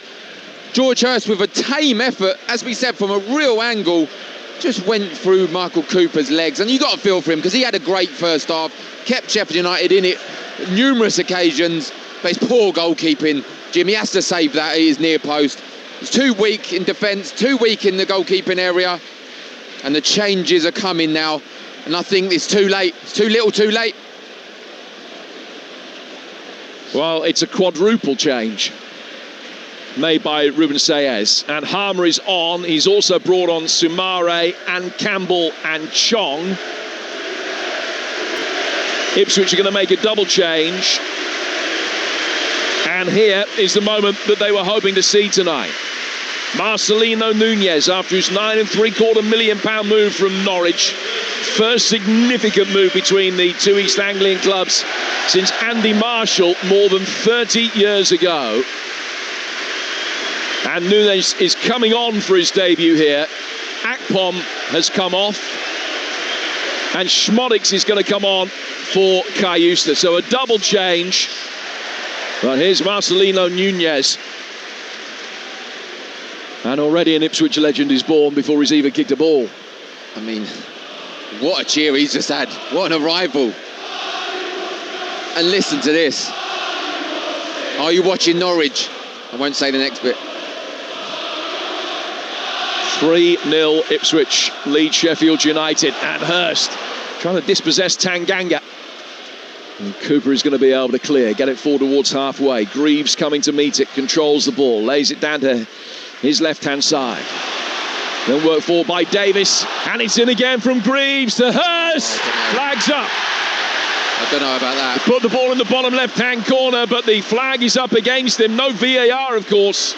So the goal is chalked off, and he's far from convinced that that is the right decision from the assistant referee, Ali Nelson, over on the far touchline. We're just looking at a replay here.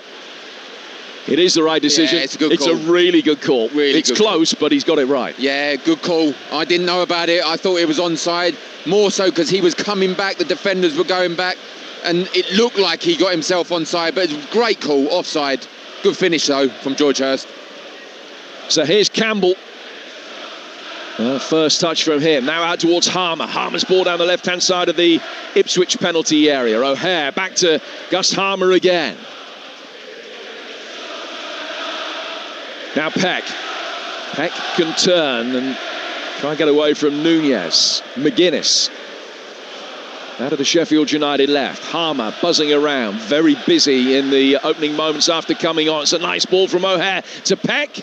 He tries to drive in across. Matusua can block it at the second time of asking. But O'Hare recycles it in from Harmer.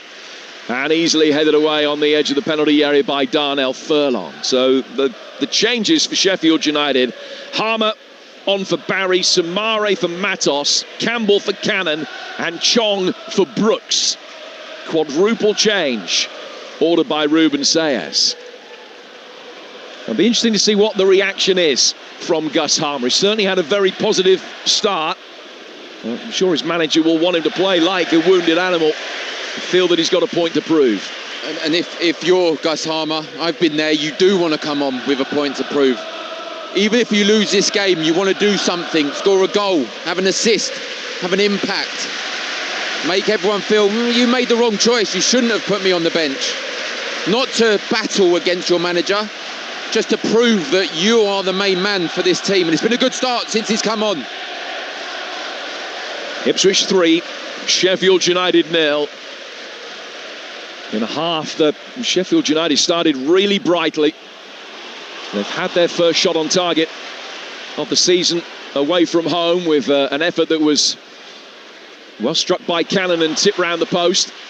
But they've conceded again since then. 3-0 down. Here's Philogene on a hat-trick, going down and waved up by referee Hallam. Sheffield United clear as far as O'Shea. 66 gone. Ipswich 3, Sheffield United 0. Ball kept in on the Ipswich right-hand side by Furlong. Back again to halfway for O'Shea. Greaves, his centre-half partner, showing for the ball. O'Shea is just trying to draw O'Hare into a challenge before playing that pass to Greaves. Former Hull man now finds another former Hull man in Jayden Philogene. And he's fouled by Ben Godfrey. Free kick taken quickly by Nunez. Philogene back in possession again. Square to his right-hand side for Nunez. Nunez to Furlong. Movements off the ball from Sammy Schmodix down the right-hand side of the penalty area, trying to create a little bit of space. Ipswich work it back again. Matusua on the edge of the box. Out towards Schmodix. Schmodix low one through the 6-yard box, but Cooper's handling was assured and made sure that he didn't spill it at the feet of Hurst. 3-0. They're having fun now, Ipswich, aren't they? Jayden Philogene down here. He's giving Ben Godfrey a rough time every time he gets the ball. I did look at the replay of the penalty shout. Jayden Philogene, no penalty for me, went down too easily. But he's having a fantastic game. And Godfrey struggling against him. Oh. That was Nunez with a wonderful moment of skill, a clever little turn which got the crowd to their feet. Philogene on his left foot. Oh! Take the match ball home and frame it. Get everybody to sign it and tell them how brilliant you are. You don't stop those. His first goal was great, but every subsequent one has been better. That one on his left foot, a rising, rasping drive in past Cooper. It's Ipswich 4, Sheffield United 0. And they might not have won any of the first 4 games this season, but this is the kind of performance, both as a team unit and on an individual basis, that underlines why many observers think they can still go on and win the championship. Magnificent. Jayden Philogene, unbelievable. First goal was good, second goal was better. This was sensational. He went down the outside this time. He's cut inside the first two, went down the outside, unstoppable. Unstoppable strike. Michael Cooper, no chance. Unstoppable, into the far corner. There's your hat-trick. Listen to this, the reaction from the stadium, from the players. What a performance from Ipswich and from Jayden Philogene. Well, in the space of 48 minutes either side of half-time, he has doubled his Ipswich Town goal tally. 3 last season after signing, and another 3 tonight. And it is a brilliant hat-trick. That's as good a hat-trick as you could wish to see. It's not over yet, by the way. It's not over yet. Well, it might be. Substitutions are being readied. I wouldn't take him off. If it was me, Jim, I wouldn't take him off. He's already on a hat-trick. Let him go express himself. It's not over yet for him, goal-scoring wise, if he stays on this pitch. First senior hat-trick of his career. And here he is again. Leif Davis making a run outside him. 3 to try and hit in the middle. He's pulled it back towards Schmodix inside the box. Back to Philogene, urged to shoot by those in the Sir Bobby Robson stand. He's found Schmodix instead. And it's poked away inside the penalty area by Tanganga to find Taith Chong, and he can win a throw. Do you feel sorry for Ruben Sayers on the basis that tonight he's played against another side that haven't won a game, but he's sent his side out, and they've come up against a player in such supreme individual form? Yeah, well, what can you say? It's been a good performance from Sheffield United, particularly in the first half. The second half, I'm just looking at it. I can barely speak in terms of the performance this second half, and the goals from Philogene. Tremendous. That last goal, we're right behind it. He hasn't cut inside. He's done a step over, gone outside. I said Godfrey struggling tonight against him. I pinpointed that at the opening first 5 minutes, that's what they wanted. Kieran McKenna knows his game. He knows it. And he's off. And I'm gutted that he's going off, Jim. Well, he should have been chaired off by his teammates. You know what I'd have done, Jim? I'd have gone the other side or halfway so I could get this reception. If we can hear this through the radio, the reception he's getting, and rightly so, absolutely brilliant. They should have hired a sedan chair from somewhere and winched it down to the centre circle and put him on it. Because it must be the best hat-trick that anybody has scored here at Portman Road for years and years. You'll struggle to find a better one this season. Anywhere. Oh, just a sensational performance. 4-0 Ipswich with 20 minutes to go. Let's get the housekeeping out of the way in terms of the changes. McAteer, Akpom and Hurst, the players that have come off. Clark, Azon and Walla Ageli are the 3 players that have come on. So Sindra Walla Ageli on for his debut. £17.5 million signing from the Danish club Nordsjælland, who loves to play off the right-hand side, and he's in that position now, wearing 8 and chasing Burrows, who will be able to play a long ball forward. O'Shea has knocked that one away from him. So he's come on for McAteer.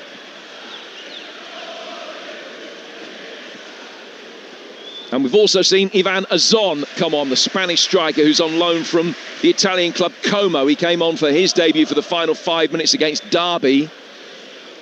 And he's on for the 150th game of his senior career. Sheffield United, good ball through the 6-yard box. Chong trying to get there. Then an effort comes in from Harmer that's deflected away to give them a corner. But they know now they're beaten with 17 minutes to go here on Talksport 2. And they're 4-0 down. I mean, it's the first real chance that they've had in the last 20 minutes. Gus Harmer's just going out to take a corner.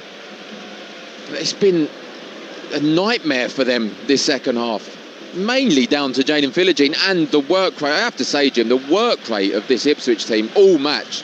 McAteer throughout the game when he was on working tirelessly for his team. Tremendous. In swinging corner. It was a really good delivery, plenty of bite on it. Palmer trying to punch it away. It was cleared in front of him, and Ipswich will try and break. It's a good ball forward from Clark. Now to Mazon on the left-hand side. Intelligently turned back round the corner for Jack Clark again. Right-footed ball is clipped in towards the far post. And Cooper can save. A right-footed effort from Schmodix. Brilliant. Absolutely brilliant. Great attack. Ivan Azon almost got caught up from Chong, laid it off to Clark, put it inside to Marcelino Nunes. Lovely delivery, and I just feel Sammy Schmodic's got great technique. Maybe he can go full out. We're 4-0 up. Go full out volley, try and hit the far top corner. Little bit precise, inside of his foot. Good save, Michael Cooper, who has had a good game, by the way, apart from the mistake from George Hurst. He's conceded 4. How must he feel? Schmodix, incidentally, still yet to score here at Portman Road as an Ipswich player. He had a good record here as a visitor. Netted for Peterborough and Blackburn. In fact, he was a goal a game opponent for Ipswich at Portman Road, but is yet to score here for Ipswich. All 4 goals that he scored have come away from home. Crowd of just over 28,000 here tonight. And the vast majority of them are not looking on in disbelief, because they would have felt that, notwithstanding the poor start, a performance like this was eminently possible. But they'll always remember that hat-trick. Here come the Blades again. Left-hand side of the Ipswich penalty area. The ball's hit Matusua. The second time of asking, he can get it away. Another opportunity to try and play it in. Laid back here. And a defensive header. Can get it away from Burrows' cross. One back on the Sheffield United right by Ben Godfrey, up against his old teammate Jack Clark. He's been able to fashion a ball inside the penalty area, and Greaves deals with that threat and puts it out of play for a throw that'll be taken on the Blades right. 15 minutes to go, Darren Ambrose. But once again, it's a good response from Sheffield United. I know they're 4-0 down, but they haven't played badly. They've just been wiped away from these in terms of the goals. The forward play from both ends, that's been the difference. Clinical Ipswich have been, and predictable Sheffield United have been.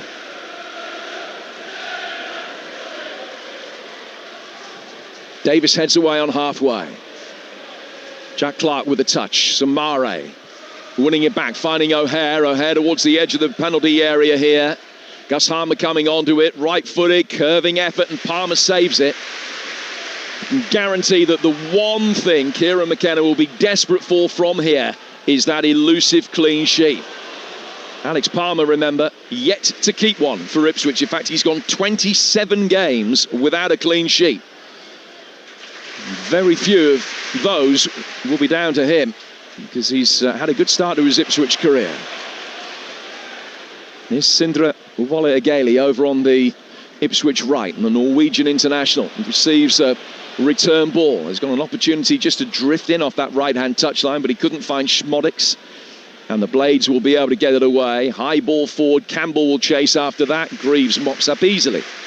A little cushion defensive header to his right-hand side for Dara O'Shea. 77 gone here on Talksport 2. 4-0. And they've really laid a marker down tonight. Tomorrow, Arsenal take on Nottingham Forest in the Premier League. Ange's first game in charge of Forest after replacing Nuno. And you can hear it with Sam Matterface alongside Stuart Pearce at the Emirates tomorrow.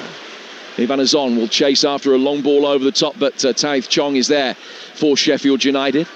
That's a 12:30 kickoff over on Talksport tomorrow. We've also got Brentford-Chelsea for you tomorrow night from 8. 2 championship games here on Talksport 2 as Leicester go to Oxford at 12:30, followed by Stoke Birmingham at 3. And the award-winning Adrian Durham has Game Day Live with Troy Deeney and Mickey Gray tomorrow at 2:30 over on Talksport. All the goals as they go in, and the full classified check at 5:15. Ipswich bringing it forward again towards the edge of the penalty area. But Jibril Samare, the Senegalese midfielder on loan from Braga, can get it away. Sindre Ageli trying his luck from distance. It ricochets through for Clark! And it's 5 through the legs of the goalkeeper again.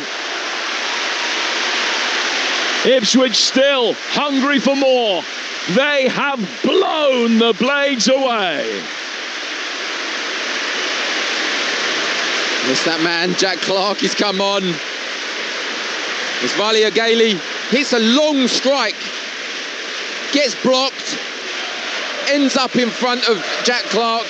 He bullies Ben Godfrey, who's had a nightmare game, it has to be said, and I'll keep going on about it, but he's had a nightmare of a game. More from Jaden Philogene. It's good tackle in the middle, Mutasiwa. It's a good strike, Valia Gailey, and he just hits it hard and low, Jack Clark, through the legs of Michael Cooper. It's too strong for Ben Godfrey. 5-0. I mean, no one saw this coming tonight in terms of... We see goals coming. We see it being an open game, Jim, but 5-0. Ipswich fans, none of them have left. What a performance.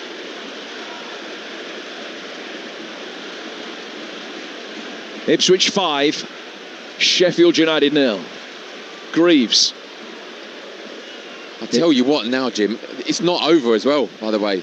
I don't think the goal scoring's over. Harrison Burrows for Sheffield United, trying to work it inside the box. Campbell attacking that. He's headed away from him and then volleyed up the touchline by Furlong. Brought under control at the back by McGuinness. 15 attempts for Ipswich tonight, 10 on target. They've scored with 5 of them. And such has been the quality of goals, their XG is still actually under 2. XG would tell you they're about a goal and a half better than Sheffield United tonight, but they're 5 up. Tanganga. I've come here tonight, Jim, and I'm in a bit of shock, to be honest, because it's 2 teams, wasn't it, that needed the win. 1-0 at half-time, bit tight, bit edgy. This second half's been sensational from Ipswich, it has to be said. The finishing, as you've just said, has been absolutely brilliant. The work rate from the team, it's not been that bad of a performance. Defending's been a bit questionable in the last 2 goals in particular from Sheffield United. The mistake from Michael Cooper as well. And like you said it, the clean sheet is vital now if you're Kieran McKenna, if you're Ipswich defence. It's been a great performance.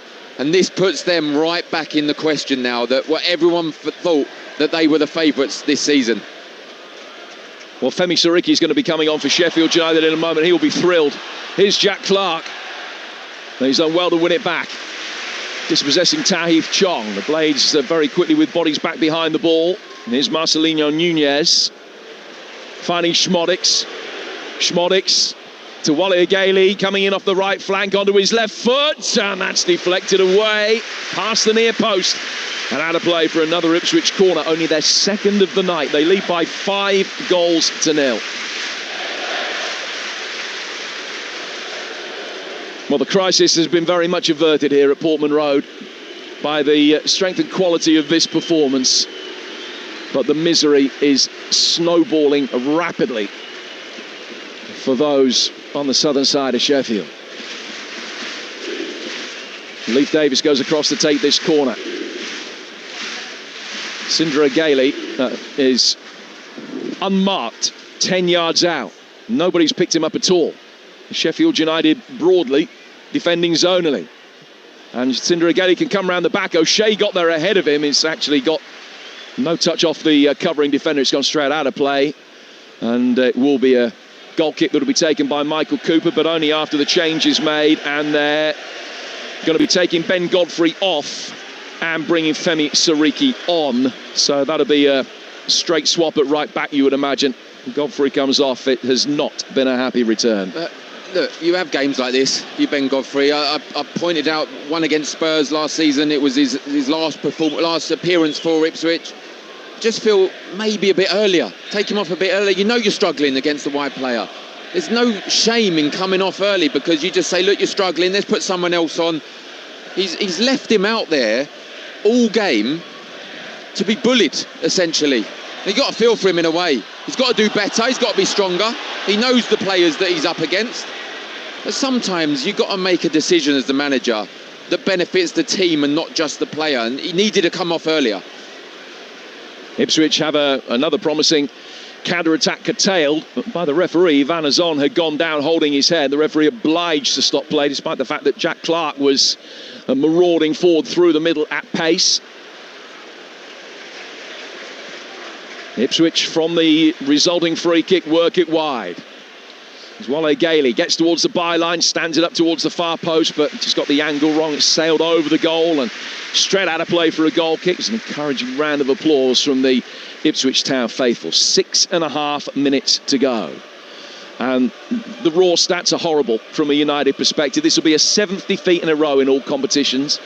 And you go back to that playoff final, and the second goal that they scored that was disallowed controversially, and nothing has gone right for them since then. Nothing at all.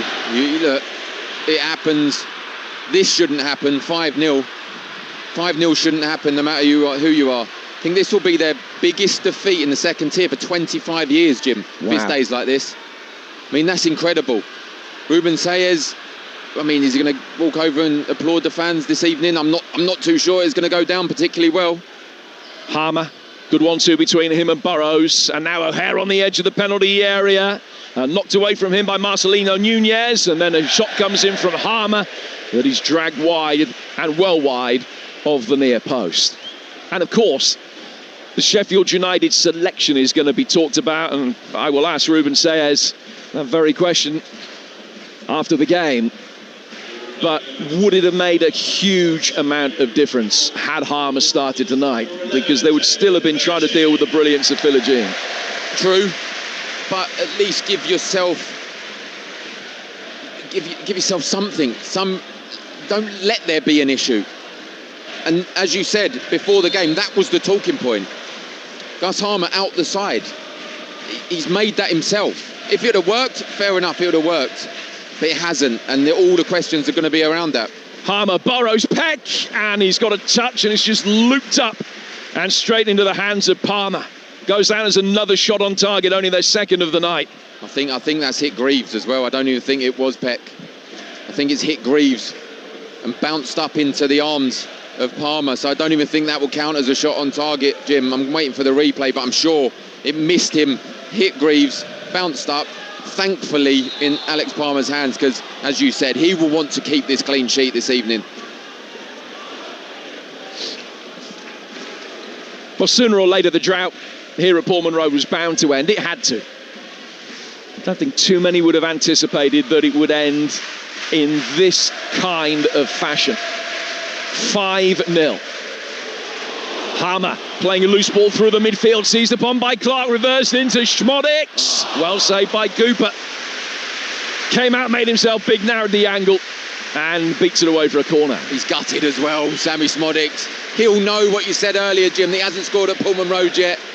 Good goal scorer, good finisher, good save. Brilliant play, Jack Clark. Feeds it through to his mate Sammy Schmodix, tries to hit it through the legs of Cooper. This time he kept them closed. And good save, as it could have been 6. Still time for it to be. 3.5 minutes to go. 5-0 Ipswich here on Talksport 2. In comes the corner towards the near post. Oh, it nearly was. Furlong came to meet it with a very deliberate flick. And Cooper wouldn't have got there, and it's hit the side netting only about 6 inches past the post. And they know it. They know it. Leif Davies went over to him before the corner and said something in his ear. This is a deliberate one from the training ground. Hit it at the near post. Lovely deftness of touches from Furlong. As you said, if that was on target, that goes in. Nothing anyone could have done about that. Clever one, that. Didn't quite work out. Cooper's long clearance headed back by Greaves through the midfield. Azon drops off the forward line and tries to flick it on, but his header went straight to a blade. 4 from Harmer. Now Callum O'Hare. O'Hare back for Gus Harmer again. And he's lost it again, and Schmodix is going to be able to get past the challenge of the sliding O'Hare. Ipswich will bring it forward quickly. Back to halfway. Matusua. Inside the centre circle, Marcelino Nunez. Down towards Greaves. Greaves coming forward with pace. Davis. Now Jack Clark. Greaves actually in an offside position. Clark couldn't play the pass that he wanted. Peck is back to defend and controls it. Works it forward towards Femi Siriki, and he's been fouled by Jack Clark. He wants to take the free kick relatively quickly, but was trying to do so from the wrong place. 5-0 to Ipswich. Next up for Sheffield United, Charlton at home. Then they go to Oxford, and then Southampton go to Bramall Lane. Ruben Sayers now definitively with the worst start to a Blades managerial career in the club's history.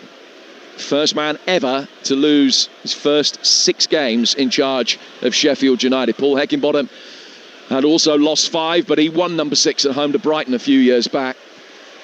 So this is going to be 6 defeats in a row for Ruben Sayers, and 7 in a row if you include that playoff final for the Blades. Jack Clark down towards Leif Davis. Davis controlling the ball on the left flank, back towards Nunez. Greaves. Now Nunez. Ivan Azon, plenty of time for him to bring the ball under control and turn, and then he got caught by Tanganga, who just couldn't resist. It's a challenge born of the frustration of a horrible night, and Japhet Tanganga's booked. Well, it's frustration, but there's no need to do that. It's just, I don't know, it annoys me. It's just showing people that, oh, I care, we're losing 5-0. You don't care by coming out and receiving a yellow card, giving away a needless free kick. You care by doing things right, and not Tanganga, because he had a good first half. But it's just needless booking, and that might come and hurt him in the matches to come. 5 minutes of added time. And Ipswich 5 goals to the good as we go into it. The ball played by Leif Davis towards the edge of the penalty area. Greaves. Little ball flick forward, hits Siriki. Marcelino Nunez. And he's cut across it and sent it spinning high over Cooper's goal and out for a goal kick. Yeah, that could have topped it off, couldn't it, for the Ipswich supporters. Marcelino Nunez getting his first goal. But yeah, he got that all wrong. Bit wayward, high and wide.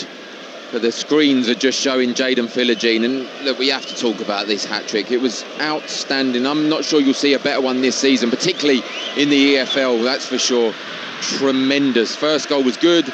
Second was better. Third was just outstanding. And a really good performance all round. You know, anybody that has a £20 million price tag on his head should be able to rip it up in the Championship. But it is just a sublime individual performance from him tonight. Here's Azon, and he's won a free kick. As the ball came back to him, Samare fouled him. So Ipswich with a chance for number 6 from a free kick in a pretty central position, about 8 yards outside the box. Yeah, and they'll definitely be looking to shoot from this distance. As you said, what are we looking at? 25 yards, I say. The cries of Nunez sang out in the crowd. I think they want him to have a shot. I don't know if Leif Davis will allow it, but he seems to have picked up the ball. Nunez, he's placing it. Will it be him? Will it be number 6? And this will top it off for both of these teams tonight if this goes in.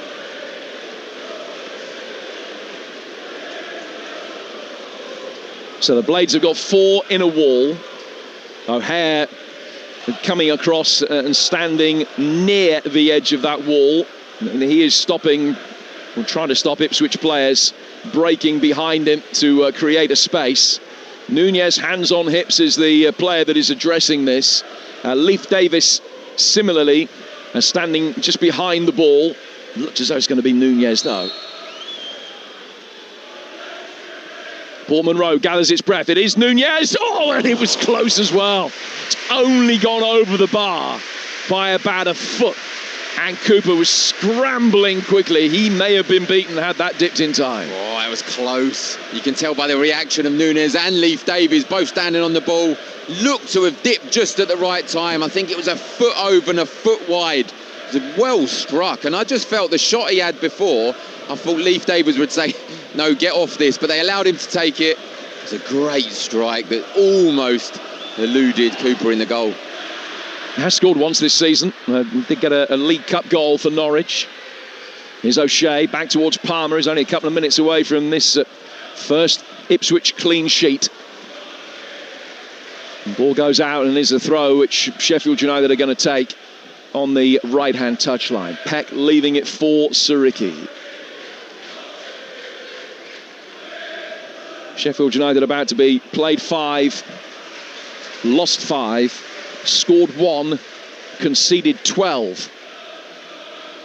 For a side that had ambitions of beating the third place that they finished last year, that is a torrid and most unexpected start. I mean, Forest lost their first 4 in 2021, but they went up through the playoffs. Sunderland lost the first 4 in 2006 and won the title. In fact, Sheffield United, you'll remember back in 2016 under Chris Wilder, when they were in League One, they had 1 point from 4 games and ended up winning the league by 14 points. So nothing is ever definitively decided in August or September. But this has been a nightmare start of epic proportions. Sindrawale Gailey trying to make his way down the Ipswich right. He's won a throw. And we're in the final 40 seconds.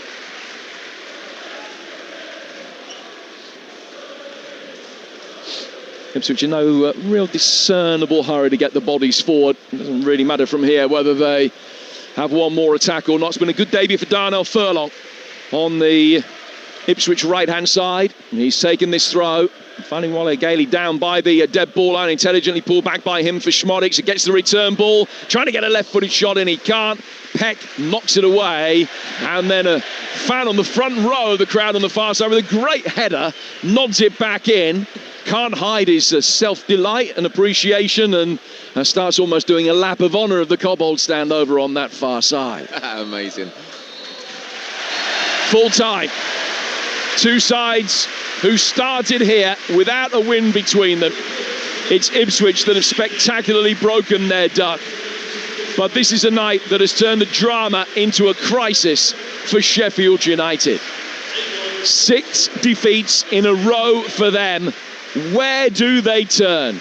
A night where they left Gus Harmer out, and it only got worse for them. A night where we saw one of the great Ipswich Town hat-tricks. Philogene King, Ipswich 5, Sheffield United 0. The Tractor Boys are on the up. A first home win for Ipswich in 2025. Kieran McKenna's side move up to 11th in the championship table for now. 6 points from 15 available. Sheffield United stay rock bottom at 4 games now without a goal. It's 5 league games, 5 defeats, and now a minus 11 goal difference. Sheffield United will host Charlton next Saturday. Will Ruben Sellers be in charge for that match? Ipswich go to Blackburn Rovers. Elsewhere tonight in the WSL, Manchester City beat Brighton 2-1. Arsenal won 5-1 at West Ham. In the Scottish Championship, it was Partick 2, Airdrie 1. And in Rugby League, at Lee 28, St Helens 10 is a later score. Wigan 56, Castleford 6, and England beat South Africa by 146 runs to level the T20 series at 1-1 with 1 to play. Darren Ambrose, former Ipswich winger, that is the exact night that Kieran McKenna would have hoped for. Wow, and some, Hugh, and some. 1-0 at half-time. We thought it was a bit edgy, a bit tight in the first half, anything but in the second half. A tremendous performance. Jayden Philogene with the hat-trick. It's been an all-round good performance by Ipswich. He was just getting the plaudits by the supporters. He's got the match ball in his hands. But look, Kieran McKenna knows what his team are about. And this will send a message now that, yes, they are the favourites for this division, and rightly so. Yes, it's been a poor start, but tonight they've really sent a message out. It's about the quality, isn't it? Jayden Philogene lapping up all of the applause and praise from the fans inside Portman Road.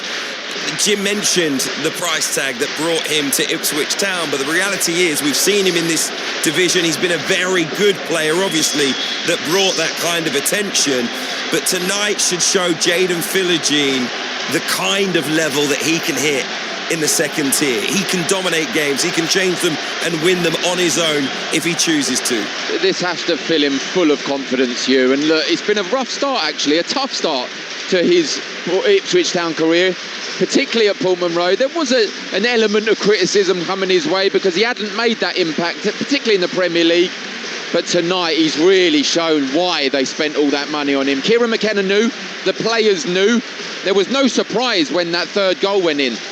I see the reaction of the Ipswich players. They see that day in, day out. And this should fill him full of confidence. And that's only good for Ipswich Town. That's only good for Kieran McKenna to have a player of that quality, full of confidence, going into a real tough season in the Championship. When you're favourites, you need players to be match winners, and he certainly was tonight. Q, I need to point out the reaction from the Sheffield United supporters to their players, who went over, kept a respectful distance away from the fans. They got a standing ovation, the Sheffield United players. The immense, magnificent support from the travelling Blades is well known. They clearly feel that it's a time for unity, of sticking together, of backing the team, and hoping that they can all pull in the right direction and get themselves moving back to where they should be. There aren't that many fan bases, I think, that would have conjured up that reaction after a night like this. But it was an act of defiance from those Sheffield United supporters, and fair play to them. Yep. Absolutely, I agree. And I think there was a sense of, especially for those travelling supporters, that the widespread nature almost went viral, didn't it? The reaction of those Blade fans after their last defeat. They wanted to put some respect back on that fan base's name. You know, that probably didn't represent them in the way they want to be seen. They are much better fans than that.